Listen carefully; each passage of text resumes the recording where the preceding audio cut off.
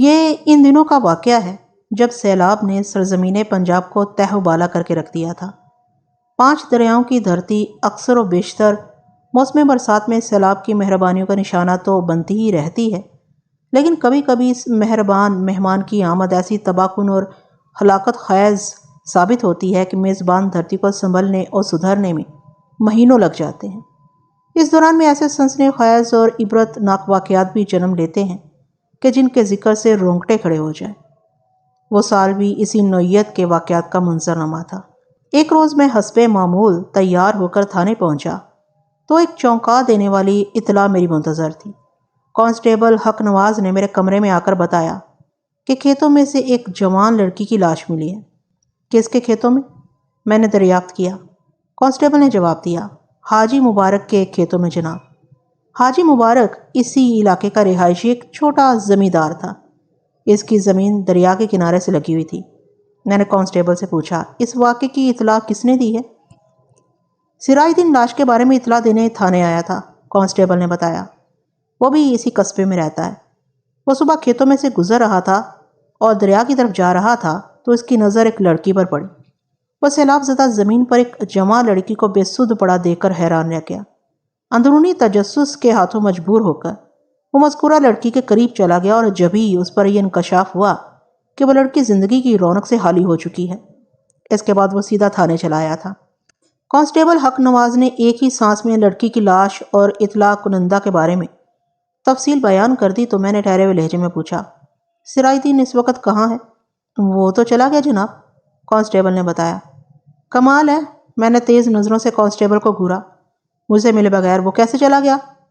بات دراصل یہ ہے جناب، کانسٹیبل وضاحت کرتے ہوئے بولا، سراج کی بیوی زچگی کے عمل سے گزرنے والی ہے۔ وہ دریا کے اس پار ایک دائی کے پاس جا رہا تھا۔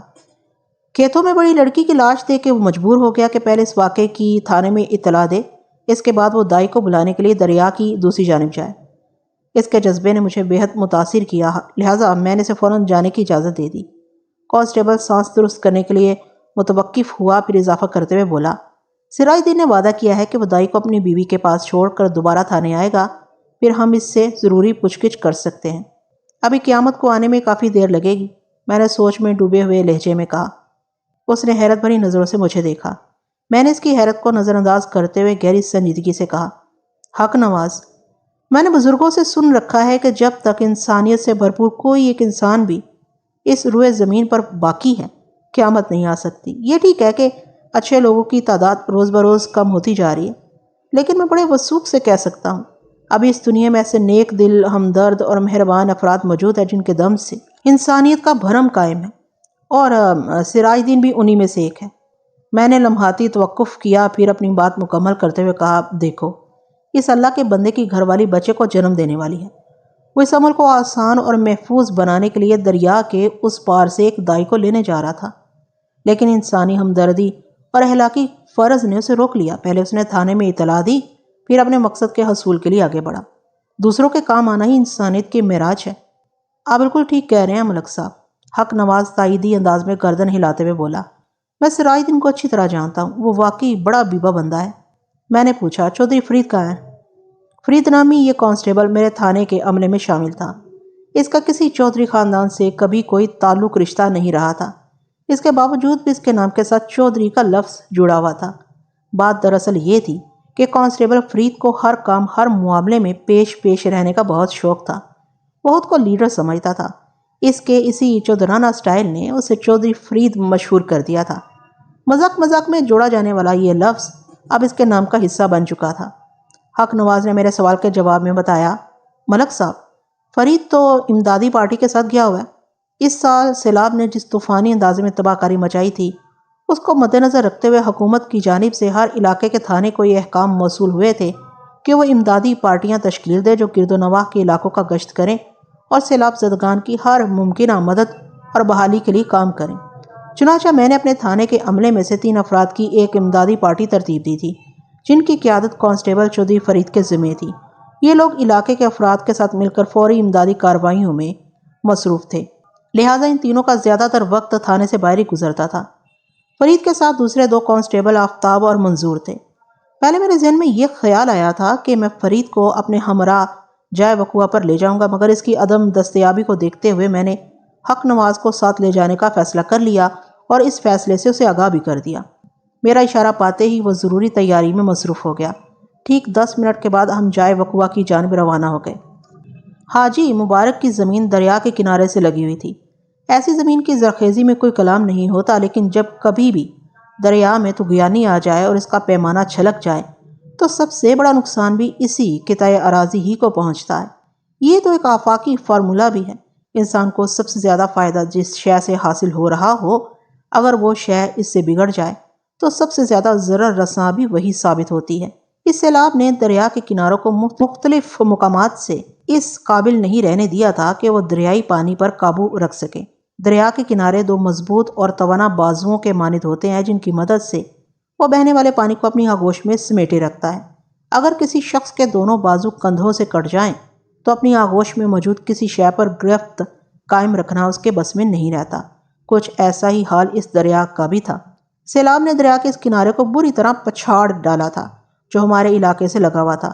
حاجی مبارک کی اراضی چونکہ دریا کے کنارے سے لگی ہوئی تھی، لہٰذا اسے اچھا خاصا نقصان پہنچا تھا۔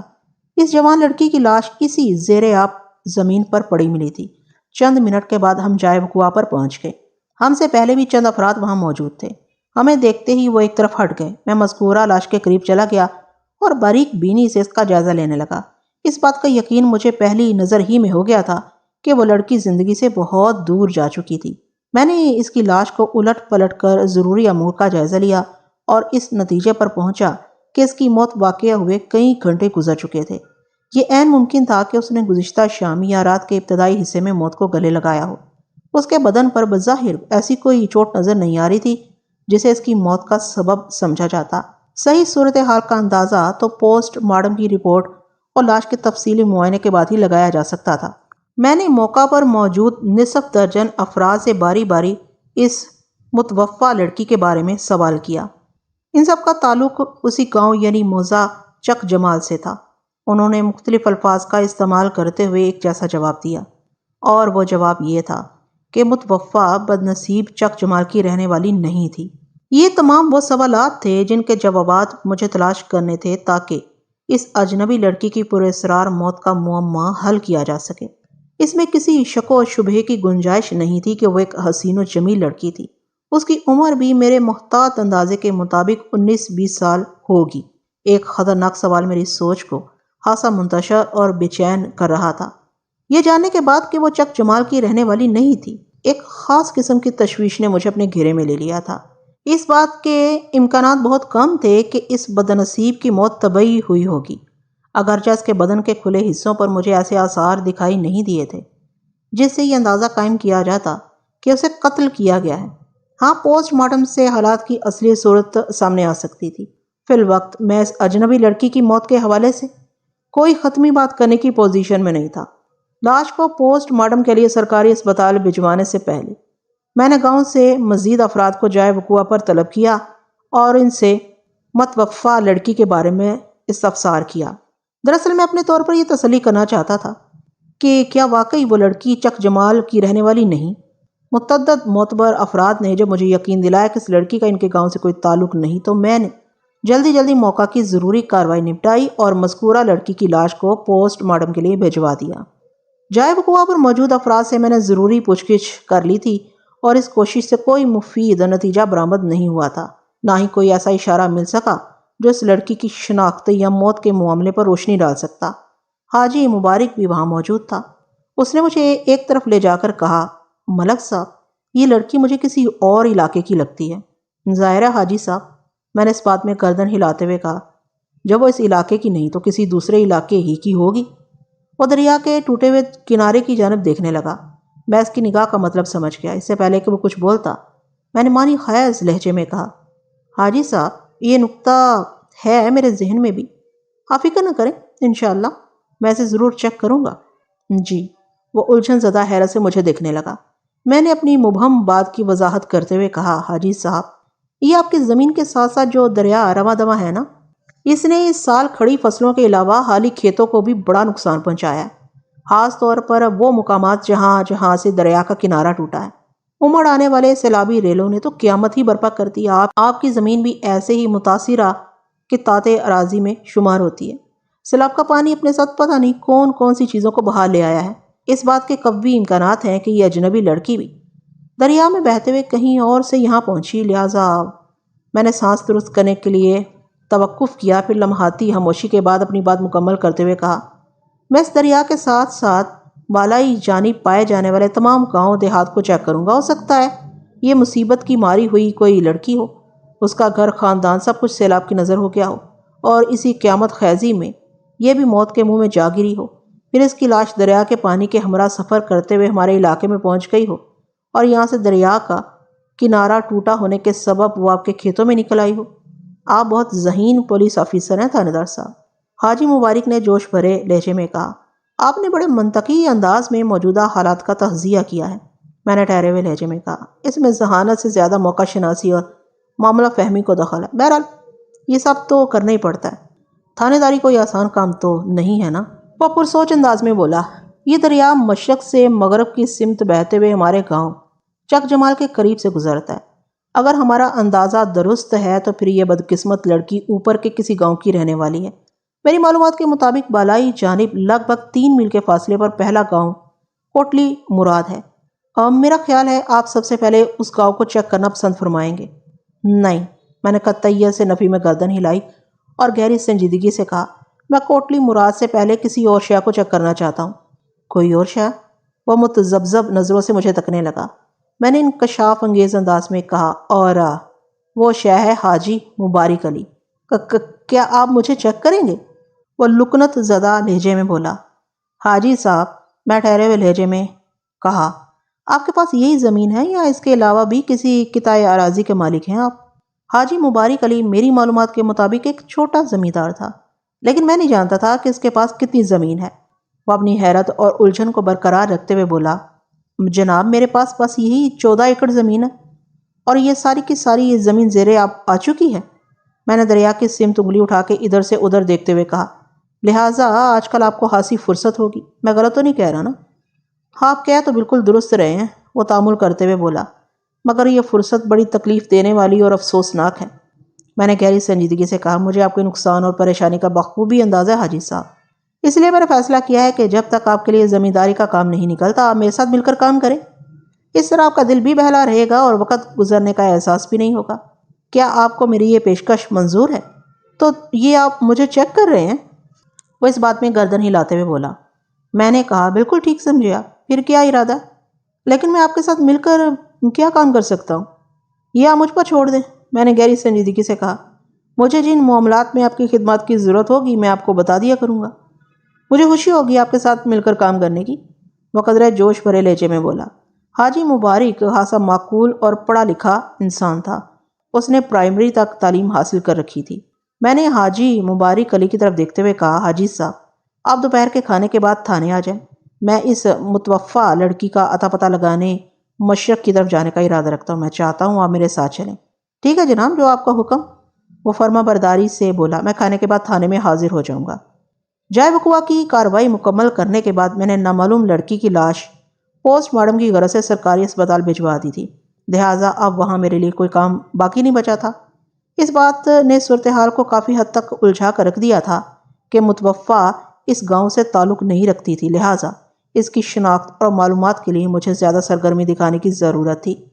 میں کانسٹیبل حق نواز کے ہمراہ واپس تھانے کی جانب چل پڑا۔ ہم تھانے سے بھی چند گز دور ہی تھے کہ سامنے سے ایک شخص تیز قدموں سے چلتے ہوئے ہماری طرف آتا دکھائی دیا۔ میں اس شخص کا صورت آشنا نہیں تھا، لہٰذا الجھن زدہ نظروں سے اسے دیکھنے لگا۔ حق نواز نے میری الجھن کو فوراً دور کر دیا۔ اب ملک صاحب یہ تو سراج دین ہے، حق نواز سرسراتی آواز میں بولا، بڑی تیزی میں نظر آ رہا ہے۔ اتنی دیر میں سراج دین ہمارے قریب پہنچ گیا۔ سراج دین نے میری جانب دیکھتے ہوئے خوشی سے کہا، تھانے دار صاحب سوہنے اللہ نے مجھے بیٹی دی ہے۔ بہت بہت مبارک ہو بھائی سراج دین، میں نے خلوص دل سے کہا، بیٹیاں تو اللہ کی رحمت ہوتی ہیں، یہ سمجھو اللہ نے بیٹی کی شکل میں تم پر اپنی رحمت نچھاور کر دی ہے۔ حق نواز نے بھی باپ بننے پر اسے مبارکباد دی۔ سراج دین شاید بیٹی کی ولادت پر اس لیے بھی بہت زیادہ خوش تھا کہ یہ اس کے گھر میں پیدا ہونے والا پہلا بچہ تھا۔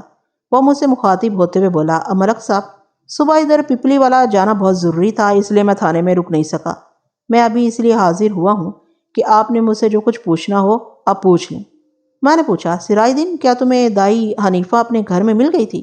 اس سوال پر سراج دین نے چونک کر مجھے دیکھا اور اس بات میں سر ہلاتے ہوئے بولا، جی وہ اپنے گھر ہی میں موجود تھی۔ میں نے یہ سوال اس لیے کیا تھا کہ میری معلومات کے مطابق حنیفہ بے حد مصروف دائی تھی۔ اس کی مانگ اتنی زیادہ تھی کہ وہ اکثر و بیشتر گاؤں سے باہر کہیں نہ کہیں گئی ہوتی تھی۔ تاہم حالیہ سیلابی معاملات نے زندگی کے دوسرے شعبوں کی طرح اس کے کام کو بھی بڑی حد تک متاثر کیا تھا۔ جب اس سراج دین کو وہ بآسانی گھر پر مل گئی تھی، بہرحال اس مصروفیت کے دو بڑے سبب تھے۔ نمبر ایک، اس علاقے میں اور کوئی قابل ذکر دائی موجود نہیں تھی۔ نمبر دو، وہ اپنے کام بلکہ فن میں اس قدر ماہر تھی کہ لوگ اس پر اندھا اعتماد کرتے تھے۔ میں نے وہیں کھڑے کھڑے 10 منٹ تک سراج دین سے پوچھ گچھ کی۔ اس نے میرے سوالات کے معقول اور سادہ جواب دیے اور وہ تمام جوابات میرے کسی کام کے نہیں تھے۔ چک جمال کے دیگر افراد کی طرح وہ بھی نامعلوم نوجوان متوفی لڑکی کے بارے میں کچھ نہیں جانتا تھا۔ اس نے آج صبح زندگی میں پہلی مرتبہ اس کو بلکہ اس کی لاش کو دیکھا تھا۔ میں نے اس پوچھ گچھ کے اختتام پر اسے ہدایت کی کہ اگر متوفی لڑکی کے حوالے سے کوئی چھوٹی بات بھی پتہ چلے تو وہ فوراً تھانے آ کر مجھے اطلاع دے۔ اس نے یقین دلایا کہ منوعن میری ہدایات پر عمل کرے گا۔ میں نے قدرے تہمکانہ انداز میں کہا، اور جب تھانے کی طرف چکر لگے تو خالی ہاتھ نہیں آنا۔ جی وہ بڑی تیزی سے سر کو اس باتی جنبش دیتے ہوئے بولا، آپ فکر نہ کریں جناب، آپ کی مٹھائی تو میں سب سے پہلے پہنچاؤں گا۔ بھائی سراج دین، تم تو بہت ہوشیار آدمی ہو۔ میں نے گھور کر اسے دیکھا۔ میرے مٹھائی والے اشارے کو تم نے فوراً سمجھ لیا۔ بس جناب، بچی کی اتنی خوشی ہے کہ دل چاہتا ہے پورے چک جمال کے لوگوں کو مٹھائی کھلاؤں۔ وہ جذبات سے مغلوب لہجے میں بولا۔ میں نے تہہ دل سے کہا، اللہ تمہاری بچی کا نصیب اچھا کرے۔ پھر ہم سراج دین سے الگ ہو کر تھانے کی طرف قدم اٹھانے لگے اور وہ اپنے گھر کی سمت بڑھ گیا۔ تھوڑی دیر کے بعد کانسٹیبل حق نواز نے مجھ سے مخاطب ہوتے ہوئے کہا، ملک صاحب، میں آپ کی بات کا قائل ہو گیا ہوں۔ کون سی بات بھائی؟ میں نے چونک کر اس کی طرف دیکھا۔ اب وہی جناب کہ قیامت کو آنے میں بھی بہت وقت لگے گا۔ ہاں یہ تو ٹھیک ہے، لیکن کس وجہ سے تم قائل ہوئے ہو یہ تو بتاؤ۔ سراج دین کے گھر میں بچی پیدا ہوئی ہے، وہ وضاحت کرتے ہوئے گہری سنجیدگی سے بولا۔ میں نے بزرگوں سے سن رکھا ہے کہ قیامت سے کچھ عرصہ پہلے بچوں کی پیدائش کا عمل رک جائے گا، اور جس وقت قیامت برپا ہوگی روئے زمین پر کوئی بھی معصوم بچہ موجود نہیں ہوگا۔ ہم اسی موضوع پر باتیں کرتے ہوئے تھانے پہنچ گئے۔ اس روز حسب پروگرام حاجی مبارک علی دوپہر کے کھانے کے بعد مجھ سے ملنے تھانے پہنچ گیا، لیکن ہم بالائی جانب واقعہ کوٹلی مراد نہ جا سکے، اور اس کا سبب اچانک شروع ہو جانے والی بارش تھی۔ لگ بھگ 2 بجے دوپہر جب ہم تھانے سے نکلنے کا ارادہ کر ہی رہے تھے کہ بارش نے ہماری راہ کھوٹی کر دی۔ ہم اس کے رکنے کا انتظار کرنے پر مجبور تھے، کیونکہ دیکھتے دیکھتے اس نے طوفانی رنگ اختیار کر لیا تھا۔ ہمیں دریا کے کنارے کے ساتھ ساتھ چک جمال سے کوٹی مراد کی سمت بڑھنا تھا، اور 3 میل کا یہ فاصلہ ہم سائیکلوں پر سوار ہو کر طے کرنے کا ارادہ رکھتے تھے۔ اس چھاجوں برستی بارش نے کچے راستے کو اتنا محدوش اور پھسلن زدہ بنا دیا تھا کہ اس پر سفر کرنا انتہائی خطرناک ثابت ہوتا۔ جیسے جیسے بارش رکنے کے لیے ہمارا انتظار طویل ہو رہا تھا، ویسے ہی بارش کی تندی اور تیزی میں بھی اضافہ ہوتا چلا جا رہا تھا۔ ملاخر مغرب کے وقت ہم نے ہار مان لی اور اس پروگرام کو آئندہ روز کے لیے اٹھا دیا۔ حاجی مبارک واپس اپنے گھر چلا گیا۔ دوسری صبح مطلع صاف و شفاف تھا۔ آسمان پر دور دور تک بادل کی کوئی چھوٹی سی ٹکڑی بھی دکھائی نہیں دیتی تھی۔ گزشتہ روز دوپہر کے بعد برسات کا جو سلسلہ شروع ہوا تھا وہ کم و بیش نصف شب جا کر تھما تھا۔ میں تیار ہو کر تھانے پہنچا تو حاجی مبارک علی بھی آ گیا۔ رسمی لیک سلیک کے بعد اس نے کہا، ملک صاحب، اس سے پہلے کہ دوبارہ بارش شروع ہو جائے ہمیں کوٹلی مراد روانہ ہو جانا چاہیے۔ میرا بھی یہی خیال ہے، میں نے تائیدی انداز میں کہا۔ اگرچہ اس وقت دور دور تک بارش کا کوئی امکان نظر نہیں آ رہا، لیکن ساون کا کوئی بھروسہ نہیں ہوئی، تو ویسے بھی ساون کا اختتام چل رہا ہے۔ اپنی رخصت کے وقت تو یہ اور بھی شدید اور غضبناک ہو جاتا ہے۔ میں نے حوالدار حکمت یار کو اپنے پاس بلا کر چند ہدایات دیں تاکہ میری غیر موجودگی میں ان لوگوں کو کسی پریشانی کا سامنا نہ کرنا پڑے۔ ایک اچھی بات یہ تھی کہ کانسٹیبل چودھری فرید اپنی امدادی پارٹی کے ہمراہ واپس آ گیا تھا۔ اس کے تھانے میں ہوتے ہوئے مجھے امید تھی کہ کسی قسم کی کوئی مشکل سر نہیں اٹھائے گی۔ ہم سائیکلوں پر سوار ہو کر کوٹلی مراد کی جانب روانہ ہو گئے۔ ایک لحاظ سے یہ میرا ایک غیر روایتی سا دورہ تھا، کیونکہ اس محکمہ جاتی کارروائی میں میرے عملے کے کسی فرد کی بجائے علاقے کا کوئی شخص میری فرمائش پر حصہ لینے جا رہا تھا۔ میں پیچھے اس امر کی وضاحت کر چکا ہوں۔ بارش اگرچہ رک گئی تھی، بلکہ اسے تھمے ہوئے بھی کئی گھنٹے گزر چکے تھے، لیکن اس کے باوجود بھی کچے راستے کی خطرناکی و تباہ کاری بھی باقی تھی، لہٰذا ہمیں بہت سنبھل کر سائیکل چلانی پڑ رہی تھی۔ کوٹلی مراد اور چک جمال میں لگ بھگ 3 میل کی دوری تھی۔ اگر حالات سازگار ہوتے تو یہ فاصلہ بڑی آسانی سے آدھے پونے گھنٹے میں طے کیا جا سکتا تھا۔ حالات چونکہ موافق اور سازگار نہیں تھے، اس لیے میں چک جمال سے کوٹلی مراد پہنچنے میں کم و بیش 2.5 گھنٹے کا وقت لگا۔ کوٹلی مراد نامی وہ چھوٹا سا گاؤں بھی دریا کے کنارے پر واقع تھا۔ چودھری قادر بخش اس گاؤں کی بااثر شخصیت تھا۔ پورے گاؤں پر اس کا حکم چلتا تھا۔ وہاں رہنے والے اسے اپنا آقا، اپنا بادشاہ سمجھتے تھے۔ میں نے چودھری کی حویلی جانے کا فیصلہ کیا کہ وہاں سے مفید معلومات حاصل ہو سکتی ہیں۔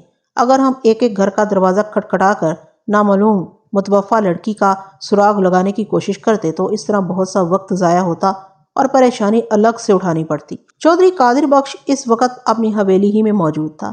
اس کے نمک خواروں نے فوراً مجھے اور حاجی مبارک کو ایک سجی سجائی بیٹھک میں پہنچا دیا۔ میں اس بیٹھک کی آرائش و زیبائش دیکھ کر حیران رہ گیا۔ ایک چھوٹے سے گاؤں کے حکمراں کی بیٹھک ایسی مزین اور شاندار ہو سکتی ہے، یہ میرے تصور میں نہیں تھا۔ بہرحال اس طرح تو ہوتا ہے پھر اس طرح کے کاموں میں۔ اللہ نے اگر کسی شخص کو بتحاشا دولت کے ساتھ ذوق جمال اور شوق آرائش بھی دے رکھا ہو تو پھر خوبصورتی اور دلکشی کے ایسے ہی مناظر دیکھنے کو ملتے ہیں۔ تھوڑی دیر کے بعد چودھری قادر بخش بنفس نفیس وہاں موجود تھا۔ چودھری سے یہ میری پہلی ملاقات تھی، البتہ حاجی مبارک پہلے بھی کئی بار چودھری سے شرف ملاقات حاصل کر چکا تھا، لہٰذا حاجی پر نگاہ پڑتے ہی اس کی آنکھوں میں شناسائی کی مخصوص چمک ابھر آئی تھی۔ میں اس وقت سرکاری وردی میں تھا اور مجھے یقین تھا ہماری آمد کی اطلاع دینے والے نے چودھری کو ضرور بتایا ہوگا کہ اس علاقے کا تھانے دار اس سے ملنے آیا ہے۔ کوٹلی مراد نامی وہ گاؤں میرے تھانے کی حدود ہی میں آتا تھا۔ چودھری قادر بخش نے بڑے اتفاق سے ہمارا استقبال کیا۔ رسمی الیکس لیک کے بعد اس نے مجھ کو مخاطب کرتے ہوئے کہا، ملک صاحب دیکھیں یہ کیسا اتفاق ہے کہ میں سوچتا ہی رہا اور آپ نے پہل کر دی۔ میں نے مذاق کے رنگ میں کہا، چودھری صاحب اس لیے سیانوں نے کہا ہے سوچی پیا تے بندہ گیا، مطلب جس نے بہت زیادہ سوچ بچار کی وہ گیا کام سے۔ آپ کو اس تھانے کا چارج سنبھالے ہوئے 1 سال ہونے کو آ رہا ہے، لیکن ہماری ملاقات آج ہو رہی ہے۔ چودھری نے ٹھہرے ہوئے لہجے میں کہا، میں نے کئی مرتبہ پروگرام بنایا کہ سلام کے لیے آپ کی خدمت میں حاضر ہوں، لیکن کسی نہ کسی وجہ سے معاملہ ٹلتا رہا۔ یہ اچھا ہوا کہ آپ خود ہی تشریف لے آئے۔ چلو آپ سے ملاقات تو ہو گئی۔ چودھری صاحب شاید ہماری قسمت میں اتفاقیہ ملاقات ہی لکھی تھی، میں نے گہری سنجیدگی سے کہا۔ ایک اندھوناک واقعے کی تفتیش نے مجھے چک جمال سے یہاں آنے آپ کے پاس آنے پر مجبور کر دیا ہے۔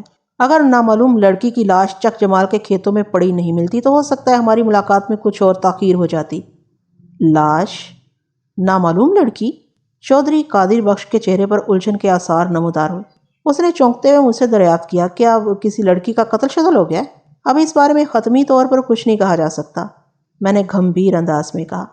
قتل، خودکشی، حادثاتی موت، کچھ بھی ہو سکتا ہے۔ لڑکی کی شناخت کا مسئلہ حل ہو جائے تو پھر اس سلسلے میں تفتیش کی گاڑی کو آگے بڑھانے میں آسانی پیدا ہو جائے گی۔ میں نے کل ہی اس نامعلوم متوفہ لڑکی کی لاش کو پوسٹ مارٹم کے لیے سرکاری اسپتال بھجوا دیا تھا۔ اس بات کا میں نے اچھی طرح پتہ لگا لیا ہے کہ وہ لڑکی چک جمال کی رہنے والی نہیں، اس کی لاش حاجی صاحب کے کھیتوں میں پڑی ملی ہے۔ میں نے اپنے قریب بیٹھے ہوئے حاجی مبارک کی طرف اشارہ کیا اور کہا، ان کی زمین دریا کے کنارے سے لگی ہوئی ہے اور وہاں سے دریا کا کنارہ بھی ٹوٹا ہوا ہے۔ اغلب امکان اس بات کا ہے کہ وہ لاش دریا کے پانی میں بہتے ہوئے حاجی صاحب کے کھیتوں تک پہنچی ہے۔ چک جمال سے دریا کی آمد کی رخ پر سفر کیا جائے تو 3 میل کے فاصلے پر آپ کا گاؤں کوٹلی مراد پڑتا ہے، اس لیے میں نے اپنی تفتیش کا آغاز آپ کے گاؤں سے کیا ہے۔ اگر وہ لڑکی یہاں کی رہائشی بھی ثابت نہ ہوئی تو پھر میں اس کا سراغ لگانے کے لیے اور اوپر جاؤں گا۔ میں ایک بار پھر متوقف ہوا، ایک گہری سانس خارج کی اور اپنی بات کو مکمل کرتے ہوئے کہا، میں تو کل دوپہر ہی آپ کی طرف آنے کا ارادہ رکھتا تھا، لیکن موسلا دھار بارش نے کوئی پیش نہ چلنے دی۔ مجبوراً اس کے سامنے مجھے ہتھیار پھینکنے پڑے اور آج ادھر کا رخ کیا ہے۔ اب تو آپ میری آمد کی غرض و غایت کو بخوبی سمجھ گئے ہوں گے۔ وہ تو ٹھیک ہے، لیکن وہ بدنصیب لڑکی کون ہو سکتی ہے؟ چودھری نے الجھن زدہ لہجے میں کہا۔ یہی جاننے کے لیے تو میں چک جمال سے یہاں آیا ہوں، میں نے ایک لفظ پر زور دیتے ہوئے کہا۔ اب تلاش اور شناخت کے سلسلے میں آپ ہی میری مدد کریں گے؟ وہ ایک مرتبہ پھر گہری سوچ میں ڈوب گیا۔ چودھری قادر بخش کی عمر 60 کے قریب ہوگی، لیکن وہ اپنی صحت اور رکھ رکھاؤ سے 45 سے زیادہ کا نظر نہیں آتا تھا۔ اسے ان لوگوں میں شمار کیا جا سکتا تھا جو خود کو بہت سنبھال کر رکھنا جانتے ہیں۔ واقعتاً آج یہ ہماری پہلی ملاقات تھی۔ میں اس سے قبل چودھری قادر بخش سے کبھی نہیں ملا تھا، لیکن اس کے باوجود مجھے یوں محسوس ہو رہا تھا جیسے میں نے پہلے کہیں اسے دیکھا ہے۔ اس کے چہرے کے حال و خط شناسا نظر آتے تھے۔ باوجود کوشش کے بھی میں یہ یاد نہ کر سکا کہ پہلے میں نے اسے کب اور کہاں دیکھا ہوگا۔ ملتی جلتی شکلوں کے لوگ اس دنیا میں پائے تو جاتے ہیں، یہ ہو سکتا تھا میں نے چودھری کی مشابہت رکھنے والے کسی شخص کو کہیں دیکھا ہو۔ چودھری چند لمحات کی خاموشی کے بعد گمبھیر لہجے میں گویا ہوا، ملک صاحب آپ بے فکر ہو جائیں، میں پتہ کرتا ہوں کہ کوٹنی مراد میں بسنے والوں کی کوئی لڑکی گھر سے غائب تو نہیں۔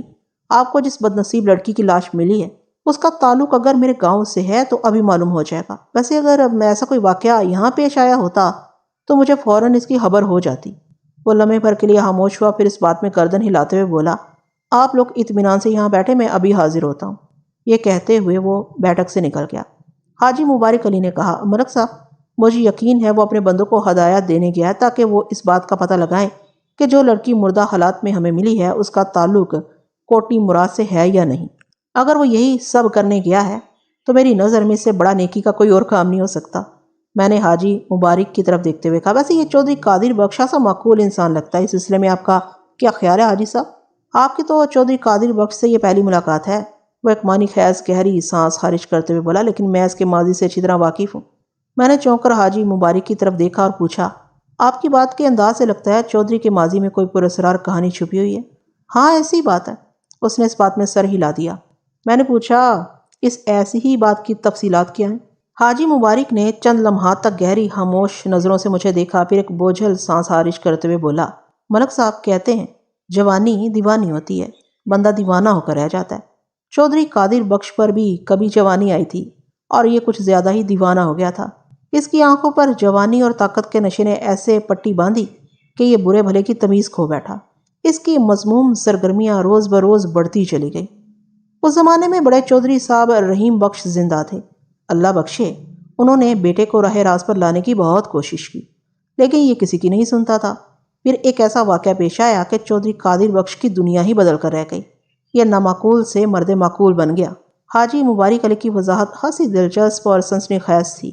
وہ سانس لینے کے لیے متوقف ہوا تو میں نے اضطراری لہجے میں پوچھ لیا، ایسا کون سا واقعہ پیش آ گیا تھا حاجی صاحب؟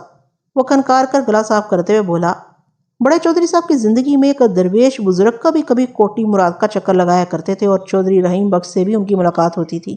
کوئی نہیں جانتا تھا وہ بزرگ کون ہے، کہاں سے آتے ہیں اور کہاں چلے جاتے ہیں، یہاں تک کہ کسی کو ان کا اصل نام بھی معلوم نہیں تھا۔ ہر چھوٹا بڑا انہیں سائیں جی کہہ کر پکارتا تھا۔ وہ کسی سے کچھ نہیں لیتے تھے، جس سے سامنا ہوتا بس اس کے لیے دعا کر دیتے۔ ہاں سائیں جی کے بارے میں ایک بات بہت مشہور تھی اور وہ یہ کہ وہ جس شخص کے بارے میں جو کچھ بھی کہہ دیتے وہ بالآخر پورا ہو کے رہتا تھا۔ ایک روز چودھری رحیم بخش سے سائیں جی نے گہری سنجیدگی سے کہا، قدرت کا قانون بڑا عجیب ہے۔ اس دنیا میں زندگی کا ہر رنگ، ہر ڈھنگ اور ہر انداز دیکھنے کو ملتا ہے۔ کہیں ولی کے گھر میں شیطان پیدا ہوتا ہے اور کہیں شیطان کے گھر میں ولی۔ اس کے نظام کو سمجھنا ممکن نہیں ہے۔ چودھری رحیم بخش سائیں جی کے اشارے کو سمجھ گیا۔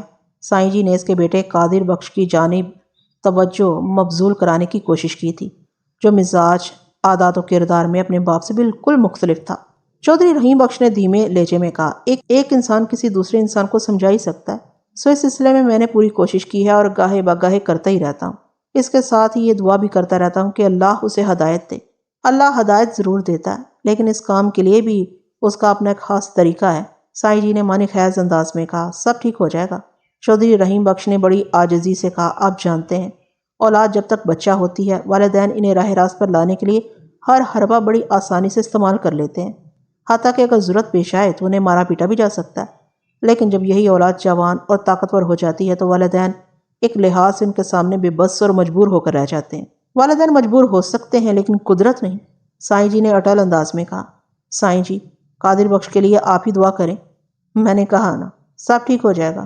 سائیں جی نے سوچ میں ڈوبے ہوئے لہجے میں کہا، انشاءاللہ بہت جلد سب ٹھیک ہو جائے گا، اللہ آپ کی زبان مبارک کرے۔ چودھری رحیم بخش نے تہہ دل سے کہا، اور پھر واقعی سب کچھ ٹھیک ہو گیا۔ حاجی مبارک کے آخری جملے نے مجھے بے چین کر دیا۔ میں پوچھے بنا نہ رہ سکا، سب کچھ کیسے ٹھیک ہو گیا حاجی صاحب؟ اس نے ایک بوجھل سانس خارج کی اور گہری سنجیدگی سے بولا، درویش کی پیش گوئی کے چند روز بعد چودھری قادر بخش بیمار پڑ گیا۔ بظاہر اسے بخار چڑھا اور ہر گزرتے دن کے ساتھ وہ کمزور ہوتا چلا گیا۔ ڈاکٹروں حکیموں کی سمجھ میں نہیں آ رہا تھا یہ کس قسم کا بخار ہے جو کسی دوا دارو سے ٹوٹنے کا نام نہیں لے رہا۔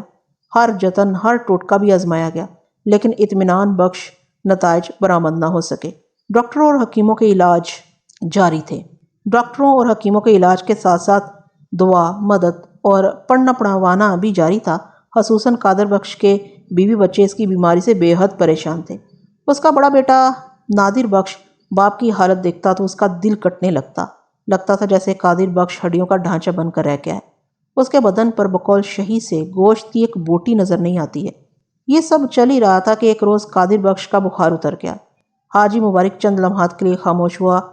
2-3 گہری سانسیں لے کر اس نے اپنے تنفس کو ہموار کیا، پھر سلسلہ کلام کو جاری رکھتے ہوئے بولا، ڈاکٹروں کا دعویٰ تھا کہ ان کے علاج سے چھوٹے چودھری کا بخار اترا ہے۔ دوسری جانب حکیموں کا کہنا تھا کہ ان کی معجونوں نے کمال دکھایا ہے۔ بہرحال چودھری قادر بخش کا بخار ختم ہوا اور وہ بڑی تیزی سے روبہ صحت ہونے لگا۔ حیرت انگیز طور پر مہینے 1.5 مہینے میں وہ پہلے والی صحت حاصل کرنے میں کامیاب ہو گیا اور اسی وقت ایک خوفناک انکشاف ہوا۔ حاجی مبارک نے لمحاتی توقف کیا، پھر اضافہ کرتے ہوئے بولا، چودھری کی جسمانی اور ذہنی صحت تو بحال ہو گئی، لیکن اس کا مان اور غرور خاک میں مل کر رہ گیا۔ وہ اپنی جس طاقت کے بلبوتے پر غیر نصابی سرگرمیاں جاری رکھے ہوئے تھا، وہ اس کے وجود میں کہیں ڈھونڈنے سے نہیں مل رہی تھیں۔ اسے یوں محسوس ہوا جیسے اس کی امنگ اور ترنگ کا فیوز اڑ گیا ہو، جیسے لائٹ چلے جانے سے گہری تاریکی چھا جاتی ہے۔ کچھ ایسا ہی حال اس کے من کا بھی ہو گیا۔ چودھری کے وجود میں پھیلے ہوئے سناٹے اور تاریکی کو دور کرنے کے لیے ڈاکٹروں کو نظر انداز کر کے صرف حکیموں کی خدمات حاصل کی گئیں، لیکن تمام کشتے، معجونے اور اغنیات فیل ہو گئے۔ سارے تجربہ کار حکیم مل کر بھی قادر بخش کی محرومی کو 1 انچ ادھر سے ادھر ہلا نہ سکے۔ وہ شاخ ہری بھری نہ ہو سکی جس پر کبھی بلبل چہکا کرتا تھا۔ اب اس ٹنڈ منڈ ٹہنی پر ہر وقت الو بولتے رہتے تھے۔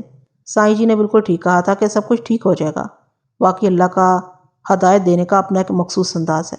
وہ کسی ایک شخص کو ہدایت فرما کر اس جیسے بہت سوں کے لیے درس عبرت کا بندوبست کر دیتا ہے۔ حاجی مبارک نے یہاں تک بتانے کے بعد تھوڑا توقف کیا، پھر اپنی بات کو مکمل کرتے ہوئے بولا، وہ دن اور آج کا دن چودھری قادر بخش اپنی اسی محرومی کے ساتھ زندہ ہے اور دیکھنے میں یہی آیا ہے کہ ہر گزرتے دن کے ساتھ اس کی معقولیت میں اضافہ ہی ہو رہا ہے۔ آپ کو ایک سدھرے ہوئے قادر بخش کو دیکھنے کا اتفاق ہوا ہے۔ چودھری رحیم بخش کا عرصہ پہلے انتقال ہو چکا ہے۔ اب قادر بخشی کوٹی مراد کا بڑا چودھری ہے۔ اس کا بڑا بیٹا نادر بخش چھوٹا چودھری کہلاتا ہے، اور سننے میں آیا ہے کہ نادر بخش اپنے باپ کی تاریخ کو دہرانے کی کوشش کر رہا ہے۔ رب خیر کرے ملک صاحب۔ رب تو ہمیشہ خیر ہی کرتا ہے حاجی صاحب۔ میں نے اس کی بات سننے کے بعد کہا، یہ بندہ ہی بڑا ظالم ہے جو دوسروں پر ظلم کرنے کا کوئی موقع ہاتھ سے جانے نہیں دیتا اور خود پر بھی ظلم کرنے سے نہیں چوکتا۔ حاجی مبارک علی نے گمبھیر لہجے میں کہا، اللہ چودھری نادر علی کو ہدایت دے۔ میں نے قدر تلخی سے کہا، اگر چھوٹے چودھری نے اپنی روش جاری رکھی تو اللہ اس کو بھی کوئی عبرتناک ہدایت ہی دے گا۔ پتہ نہیں انسان کی عقل کہاں گھاس چرنے چلی جاتی ہے۔ باپ کا حسرتناک انجام اس کے سامنے ہے، اس کے باوجود بھی وہ ہوش کے ناخن نہیں لے رہا۔ ویسے ایک بات ہے حاجی صاحب۔ میں نے رک کر مبارک علی کی طرف دیکھا تو وہ جلدی سے بولا، کون سی بات ملک صاحب؟ حاجی صاحب، میں نے اس کی آنکھوں میں دیکھتے ہوئے کہا، آپ رہائشی تو چک جمال کے ہیں، لیکن کوٹلی مراد کے چودھریوں کی ہسٹری آپ کو زبانی یاد ہے۔ وہ خسیاہٹ بھرے انداز میں بولا، وہ جی بات دراصل یہ ہے کہ جب ہسٹری دلچسپ اور مسالے دار ہو تو اسے یاد رکھنے کی کوشش نہیں کرنی پڑتی، وہ خود بخود ازبر ہو جاتی ہے۔ چودھری قادر بخش کا معاملہ بھی کچھ اسی نوعیت کا ہے۔ ہاں، یہ تو آپ بالکل درست فرما رہے ہیں حاجی صاحب۔ ادھر میری بات ختم ہوئی، ادھر چودھری قادر بخش بیٹھک میں داخل ہوا۔ اس کے عقب میں 2 ملازم صورت افراد بھی نظر آ رہے تھے، جن میں سے ایک نے ڈھکی ہوئی خاصی بڑی ٹرے اٹھا رکھی تھی۔ اس بات میں کسی شک و شبے کی گنجائش نہیں تھی کہ کپڑے سے ڈھکی مذکورہ ٹرے میں خاطرداری کے لوازمات ہوں گے۔ میں دلچسپ نظروں سے چودھری قادر بخش اور اس کے ملازمین کی کارروائی کا جائزہ لینے لگا۔ ایک ملازم نے کونے میں پڑی بڑی سی چوبی میز اٹھا کر ہمارے سامنے سجا دی۔ دوسرے نے اپنے ہاتھوں میں اٹھائی ہوئی ٹرے کو مذکورہ میز پر رکھ دیا۔ پھر وہ دونوں سوالیہ نظروں سے اپنے آقا کو دیکھنے لگے۔ چودھری نے نگاہ میں انہیں وہاں سے جانے کا اشارہ کر دیا۔ جب وہ وہاں سے چلے گئے تو چودھری قادر بخش نے ٹرے سے کپڑا ہٹا دیا اور بولا، ملک صاحب بسم اللہ کریں۔ میں نے ٹرے میں موجود لوازمات کا تنقیدی جائزہ لیا۔ ایک بڑی سی پلیٹ کے اندر کٹے ہوئے آم رکھے تھے، جن کی خوشبو ہی سے اندازہ ہو جاتا تھا کہ وہ آموں کی کس نسل اور کس قبیلے سے تعلق رکھتے ہیں۔ آموں کی ایک بڑی مقدار کے علاوہ ایک کٹورے میں پکی ہوئی جامن بھری ہوئی تھی، جنہیں مناسب مسالہ لگا کر یہاں تک پہنچایا گیا تھا۔ نمک کے ساتھ ہی ان پر بھنے اور پیسے ہوئے زیرے کے آثار بھی دکھائی دے رہے تھے۔ تیسرا آئٹم کچی نمکین لسی سے بھرا ہوا ایک جگ تھا۔ جگ کے ساتھ 2 کنگ سائز پیتل کے گلاس بھی رکھے ہوئے تھے۔ موسم کی مناسبت سے یہ خوبصورت ریسیپشن تھا۔ میں نے جائزہ مکمل کرنے کے بعد چودھری قادر بخش کی طرف دیکھا اور کہا، اس تکلف کی کیا ضرورت تھی چودھری صاحب؟ آپ بھی کمال کرتے ہیں ملک صاحب، وہ دوستانہ انداز میں بولا۔ آپ پہلی مرتبہ میرے غریب خانے پر تشریف لائیں، یہ کیسے ممکن ہے کہ کچھ کھائے پیے بغیر یہاں سے چلے جائیں؟ یہ تو ابتدائی تواضع ہے۔ آپ بسم اللہ کریں، میں نے دوپہر کے کھانے کے لیے بھی خصوصی احکام دے دی ہیں، آج آپ میرے مہمان ہیں۔ یہ تو ابتدائی تواضع ہے، آپ بسم اللہ کریں، میں نے دوپہر کے کھانے کے لیے بھی خصوصی احکام دے دیے ہیں، آج آپ ہمارے مہمان ہیں۔ چودھری صاحب، میں نے جلدی سے کہا، مہمان نوازی کے لیے آپ کو اور بھی مواقع ملتے رہیں گے، شاید بھول رہے ہیں کہ میں یہاں آپ کے پاس ایک بہت ضروری اور ہنگامی نوعیت کے کام سے آیا ہوں۔ میں آپ کے جانے کے بعد یہی سمجھ رہا تھا کہ… آپ بالکل ٹھیک سمجھ رہے تھے ملک صاحب، وہ میری بات پوری ہونے سے پہلے ہی بول پڑا۔ میں آپ کی آمد کے مقصد کو بالکل نہیں بھولا ہوں، میں نے اپنے بندوں کو کام پر لگا دیا ہے۔ ابھی تھوڑی دیر میں پتہ چل جائے گا کہ کوٹنی مراد کی کوئی جوان لڑکی اپنے گھر سے غائب ہے یا نہیں۔ آپ خیر سے بسم اللہ کریں جناب۔ اور ہم نے بسم اللہ کر دی۔ یہ میرے ذاتی باغ کی سوغات ہے، چودھری قادر بخش نے فخریہ لہجے میں کہا، لہٰذا کسی قسم کا کوئی تکلف نہیں چلے گا ملک صاحب۔ ہم نے خوب سیر ہو کر آم کھائے، ہم نے آموں سے انصاف کرنے کے تمام تر تقاضے نبھا دیے۔ دعوت عام سے فارغ ہوئے ہی تھے کہ پتہ چلا چودھری قادر بخش نے جن بندوں کو کام سے دوڑایا تھا وہ واپس آ گئے ہیں اور اپنے ساتھ ایک بوڑھی عورت کو بھی پکڑ کر لائے ہیں۔ اطلاعات لے کر آنے والے شخص کا نام معراج دین عرف ماجو تھا۔ ماجو، کس مائی کو پکڑ لائے ہو؟ چودھری نے اطلاع کنندہ سے پوچھا۔ چودھری صاحب، وہ لڑکی ہے نا، خوشیا آندے کی بیوی۔ ماجو نے بادب با ملاحظہ ہو کر چودھری کو بتایا، خوشیا تو کہیں آنے جانے کے قابل نہیں، ہم اللہ رکھی کو حویلی میں لے آئے ہیں۔ اس کی بیٹی چھیمو کے بارے میں پتہ چلا کہ وہ 2 دن سے غائب ہے، ہو سکتا ہے وہ لڑکی چھیمو ہی ہو جس کی لاش ادھر چک جمال کے کھیتوں میں پڑی ملی ہے۔ چودھری قادر بخش نے اپنے بندوں کو روانہ کرنے سے پہلے اس معاملے کے حوالے سے کافی تفصیل سے بتا دیا تھا۔ اس نے تہمکانہ انداز میں ماجو سے کہا، اللہ رکھی کو ادھر لے کر آؤ۔ پھر وہ ہماری جانب دیکھتے ہوئے الجھن زدہ لہجے میں بڑبڑایا، اگر اللہ رکھی کی بیٹی چھیمو 2 دن سے غائب ہے تو اس نے اس بات کو چھپا کر کیوں رکھا ہے؟ میں نے محسوس کیا کہ اللہ رکھی اور چھیمو کا ذکر سن کر چودھری قادر بخش کچھ پریشان سا ہو گیا تھا، تاہم میں یہ اندازہ لگانے سے قاصر رہا کہ اس کی پریشانی کا سبب اور نوعیت کیا ہے۔ فوری طور پر میری سمجھ میں یہی آیا کہ وہ چونکہ کوٹنی مراد کا چودھری ہے، اس لیے اس کے گاؤں کی ایک لڑکی کی گمشدگی نے اسے گہری تشویش میں مبتلا کر دیا ہے۔ اللہ رکھی بیٹھک میں داخل ہوئی اور چودھری کے اشارے پر ایک طرف جا کر بیٹھ گئی۔ میں نے محسوس کیا کہ وہ بڑی چپ چپ اور اداس سی تھی۔ میں نے گہری نظروں سے اللہ رکھی کا جائزہ لیا، وہ کہیں سے مجھے بوڑھی مائی نظر نہ آئی۔ میرے اندازے کے مطابق اس کی عمر 40 اور 45 کے درمیان رہی ہوگی، تاہم اداسی اور غمزدگی کی کیفیت نے اس کی عمر میں 5-6 سال کا اضافہ ضرور کر دیا تھا۔ مجھے یہ سمجھنے میں بھی کوئی دقت محسوس نہ ہوئی کہ وہ جوانی میں بڑی حسین اور دلکش رہی ہوگی۔ اللہ رکھی سے ابتدائی پوچھ گچھ چودھری قادر بخش نہیں کی۔ چھیمو 2 دن سے غائب ہے اور تم منہ میں گھنگریاں ڈالے بیٹھی ہو اللہ رکھی؟ وہ نظریں جھکائے گہری سنجیدگی سے بولی، چودھری صاحب، مجھے کیا پتا کہ وہ اچانک کہیں غائب ہو جائے گی، وہ تو ابھی ماجو نے… وہ بولتے بولتے رک گئی۔ کیا مطلب ہے تمہارا؟ چودھری نے قدرے سخت لہجے میں کہا، کیا چھیمو پچھلے 2 دن سے گھر میں نہیں تھی؟ مجھے بعد میں معلوم ہوا کہ چھیمو کا اصل نام شمیم بی بی تھا۔ اللہ رکھی نے بدستور نگاہ جھکائے ہوئے جواب دیا، چودھری صاحب، آپ تو جانتے ہیں اس سال سیلاب نے کیا تباہی مچائی ہے، ہمارے گھر کو بھی بہت زیادہ نقصان پہنچا ہے۔ 2 کمروں کی تو دیواریں ہی بیٹھ گئی ہیں، صحن میں بھی پانی بھرا ہوا ہے، صرف ایک کمرہ سلامت بچا ہے جس میں ہم میاں بیوی نے ڈیرا جمایا ہوا ہے۔ وہ لمحے بھر کو سانس لینے کے لیے رکی، پھر اپنی بپتا کو آگے بڑھاتے ہوئے بتانے لگی، 2 دن پہلے سکھی ہمارے گھر آیا تھا، پتہ چلا کہ سکھی اللہ رکھی کے دیور کا نام تھا۔ اس نے ہمارے گھر کی حالت دیکھی تو کہنے لگا، تم سب لوگ ہمارے گھر چلو۔ سکھی کا گھر قدرے بلندی پر واقع ہے اور سیلاب کے ریلوں نے اسے بہت کم نقصان پہنچایا ہے۔ میں اور چھیمو تو تیار تھی لیکن ہوشیار گیا، کہنے لگا، یہ وقتی پریشانی ہے، کچھ دنوں کے بعد دور ہو جائے گی۔ چودھری صاحب، آپ کو تو پتہ ہے دونوں بھائیوں میں زیادہ نہیں بنتی۔ وہ ایک بار پھر متوقف ہوئی، ایک گہری سانس خارج کی اور بولی، جب خوشیا نے سکھی کے گھر جانے سے صاف انکار کر دیا تو وہ ضد کر کے چھیمو کو اپنے ساتھ لے گیا۔ سکھی کی 2 بیٹیاں رضوانہ اور سلطانہ چھیمو کی عمر ہی کی ہیں اور ان کے ساتھ چھیمو کی اچھی بنتی ہے۔ میں نے یہ سوچ کر اسے جانے دیا کہ چلو 2-3 دن وہ ان کے پاس گزارے گی۔ میں تو اب تک یہی سمجھ رہی تھی کہ چھیمو اپنے چاچے کے گھر میں ہے۔ بولتے بولتے اس کی آواز بھیگ گئی۔ یہ تو جب ماجو نے بتایا کہ ادھر چک جمال میں کسی اجنبی لڑکی کی لاش ملی ہے اور ایک تھانے دار تفتیش کرتے ہوئے ہمارے گاؤں آیا تو مجھے پریشانی ہوئی۔ چودھری قادر بخش نے اللہ رکھی کی بات مکمل ہونے سے پہلے ہی میرا تعارف کرا دیا، یہ ملک صفدر حیات صاحب ہیں، اس علاقے کے تھانہ انچارج، یہی سارے معاملے کی تفتیش کر رہے ہیں۔ اللہ رکھی نے نگاہ اٹھا کر دزدیدہ نظروں سے مجھے دیکھا اور ایک مرتبہ پھر گردن جھکا لی۔ چودھری قادر بخش نے چونکہ میرا تعارف کرا دیا تھا اس لیے میں فوراً ڈائریکٹ ہو گیا۔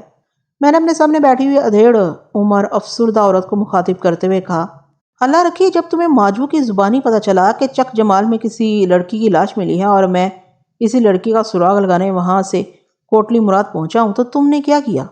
چھیموں کا باپ تو اپنی آنکھوں سے مجبور ہے، وہ گلگیر آواز میں بتانے لگی۔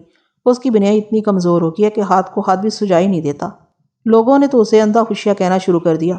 وہ چند لمحات کے لیے خاموش ہوئی، پھر اسی غمزدہ لہجے میں اضافہ کرتے ہوئے بولی، میں نے خوشیاں کو گھر میں چھوڑا اور سیدھی ماجو کے ساتھ سکھی کے گھر پہنچ گئی۔ وہاں سے مجھے ایک بہت ہی بری خبر سننے کو ملی۔ سوہی تو اس وقت گھر میں موجود نہیں، لیکن اس کی بیوی اور دونوں بیٹیوں نے مجھے بتایا کہ چھیمو جس صبح وہاں گئی تھی اسی شام واپس آ گئی تھی۔ اس نے رضوانہ اور سلطانہ سے کہا تھا کہ اس کا دل نہیں لگ رہا، لہٰذا وہ واپس اپنے گھر جا رہی ہے۔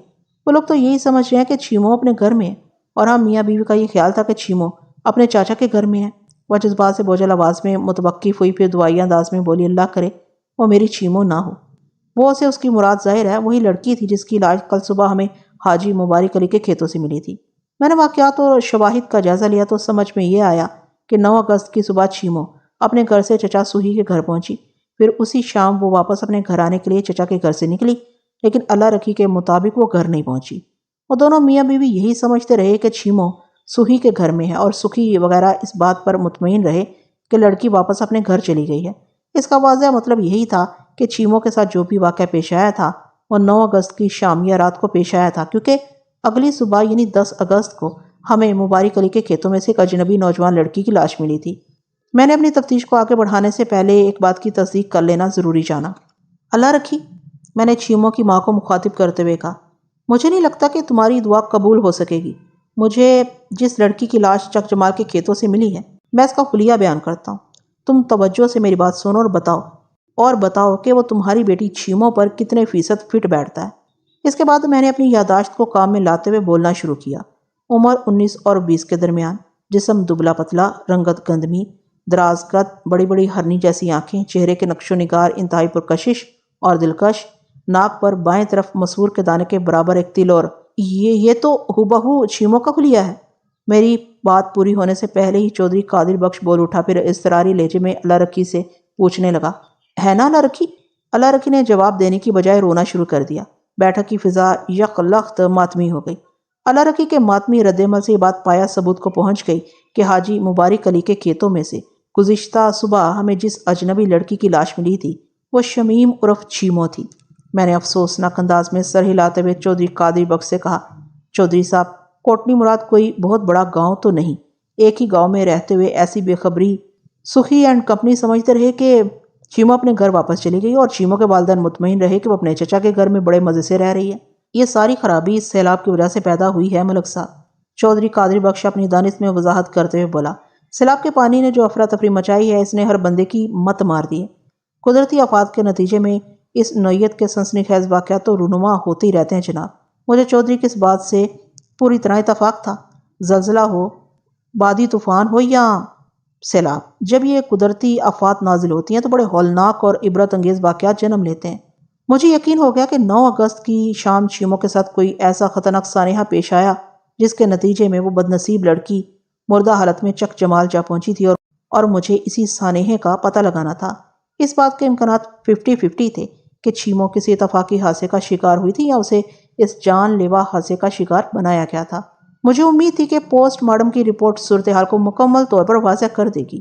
میں نے کھنکار کر گلا صاف کیا اور چودھری قادر بخش کی طرف دیکھتے ہوئے کہا، چودھری صاحب، اللہ رکھی تو ہر صورت میں میرے ساتھ چک جمال جائے گی تاکہ اس نامعلوم لڑکی کی لاش کو دیکھ کر اس کے چھیمو ہونے کی تصدیق کر سکے، لیکن میں نے جملہ نامکمل چھوڑ کر لمحاتی توقف کیا اور اضافہ کرتے ہوئے کہا، لیکن کوٹلی مراد سے روانہ ہونے سے پہلے میں سکھی اور اس کے گھر والوں سے بھی مکمل بیانات لینا چاہتا ہوں، ذرا پتہ تو چلے وہ لوگ اس سلسلے میں کیا کہتے ہیں۔ آپ کو ان لوگوں سے پوچھ تاچھ کرنے کے لیے کہیں جانے کی ضرورت نہیں ملک صاحب، وہ گہری سنجیدگی سے بولا۔ میں سکھی محمد اس کے گھر والوں کو ادھر حویلی ہی میں بلا لیتا ہوں۔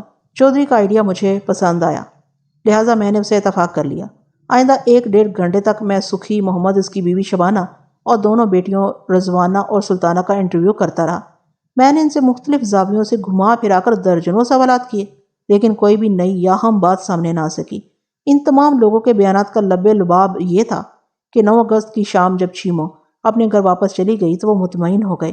انہوں نے یہ تصدیق کرنا ضروری نہیں سمجھا کہ آیا وہ اپنے گھر پہنچی یا نہیں۔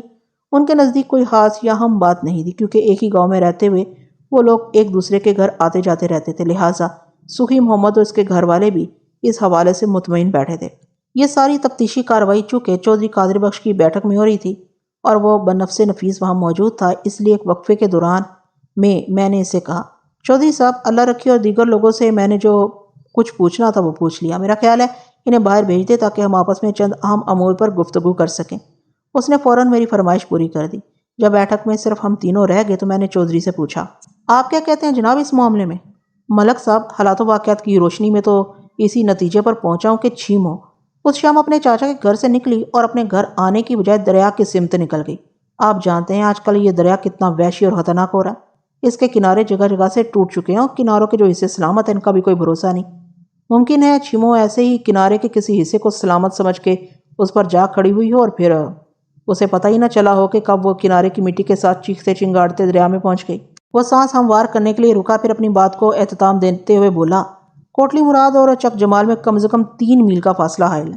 چھیمو بیچاری کو تیرنا ویرنا تو آتا نہیں ہوگا، پتہ نہیں وہ کب موت کے منہ میں چلی گئی اور اس کی لاش دریا کے پانی کے ساتھ آپ کے علاقے میں جا پہنچی۔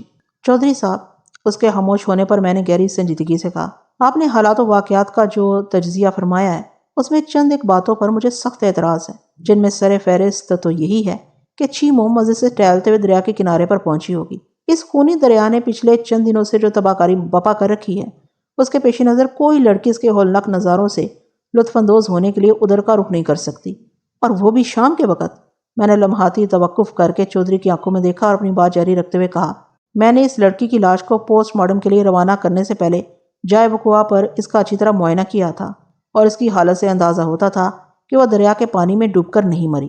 آپ اچھی طرح جانتے ہیں چودھری صاحب، ڈوب کر مرنے والے افراد کی لاشوں کا کیا حشر ہوتا ہے۔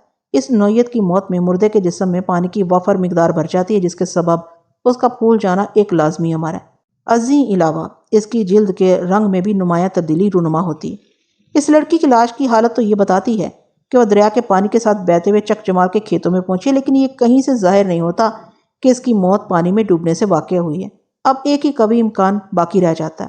میں نے بڑے سنسنی خیز انداز میں توقف کیا اور انکشاف انگیز لہجے میں کہا، اور وہ یہ کہ اس لڑکی یعنی چھیمو کی لاش کو دریا برد کیا گیا ہو اور وہ لاش پانی کے ساتھ ساتھ تیرتے ہوئے کوٹلی مراد سے چک جمال جا پہنچی ہو، اور اس صورت میں یہ سوچنا لازم ہو جاتا ہے کہ چھیمو طبعی موت نہیں مری بلکہ اسے موت کے گھاٹ اتارا گیا اور پھر مردہ حالت میں دریا میں پھینک دیا گیا ہے۔ اور اب میری بات سمجھے نا چودھری صاحب؟ جی ہاں، اس نے گمبھیر سوچ میں ڈوبتے ہوئے کہا۔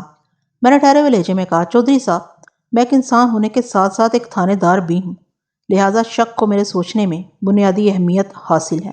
اسی شک کی بنا پر میں یہ سوچنے کے لیے مجبور ہوں کہ چھیمو کو موت کے گھاٹ اتارنے کے بعد دریا میں پھینکا گیا تھا، یا دوسرے الفاظ میں آپ یہ کہہ سکتے ہیں کہ جب وہ دریا میں اتری یعنی اس کا بدن دریا میں اترا تو وہ زندگی سے خالی ہو چکا تھا۔ خیر، میں نے معنی خیز انداز میں گردن ہلائی اور کہا، بس آج شام تک کی بات ہے۔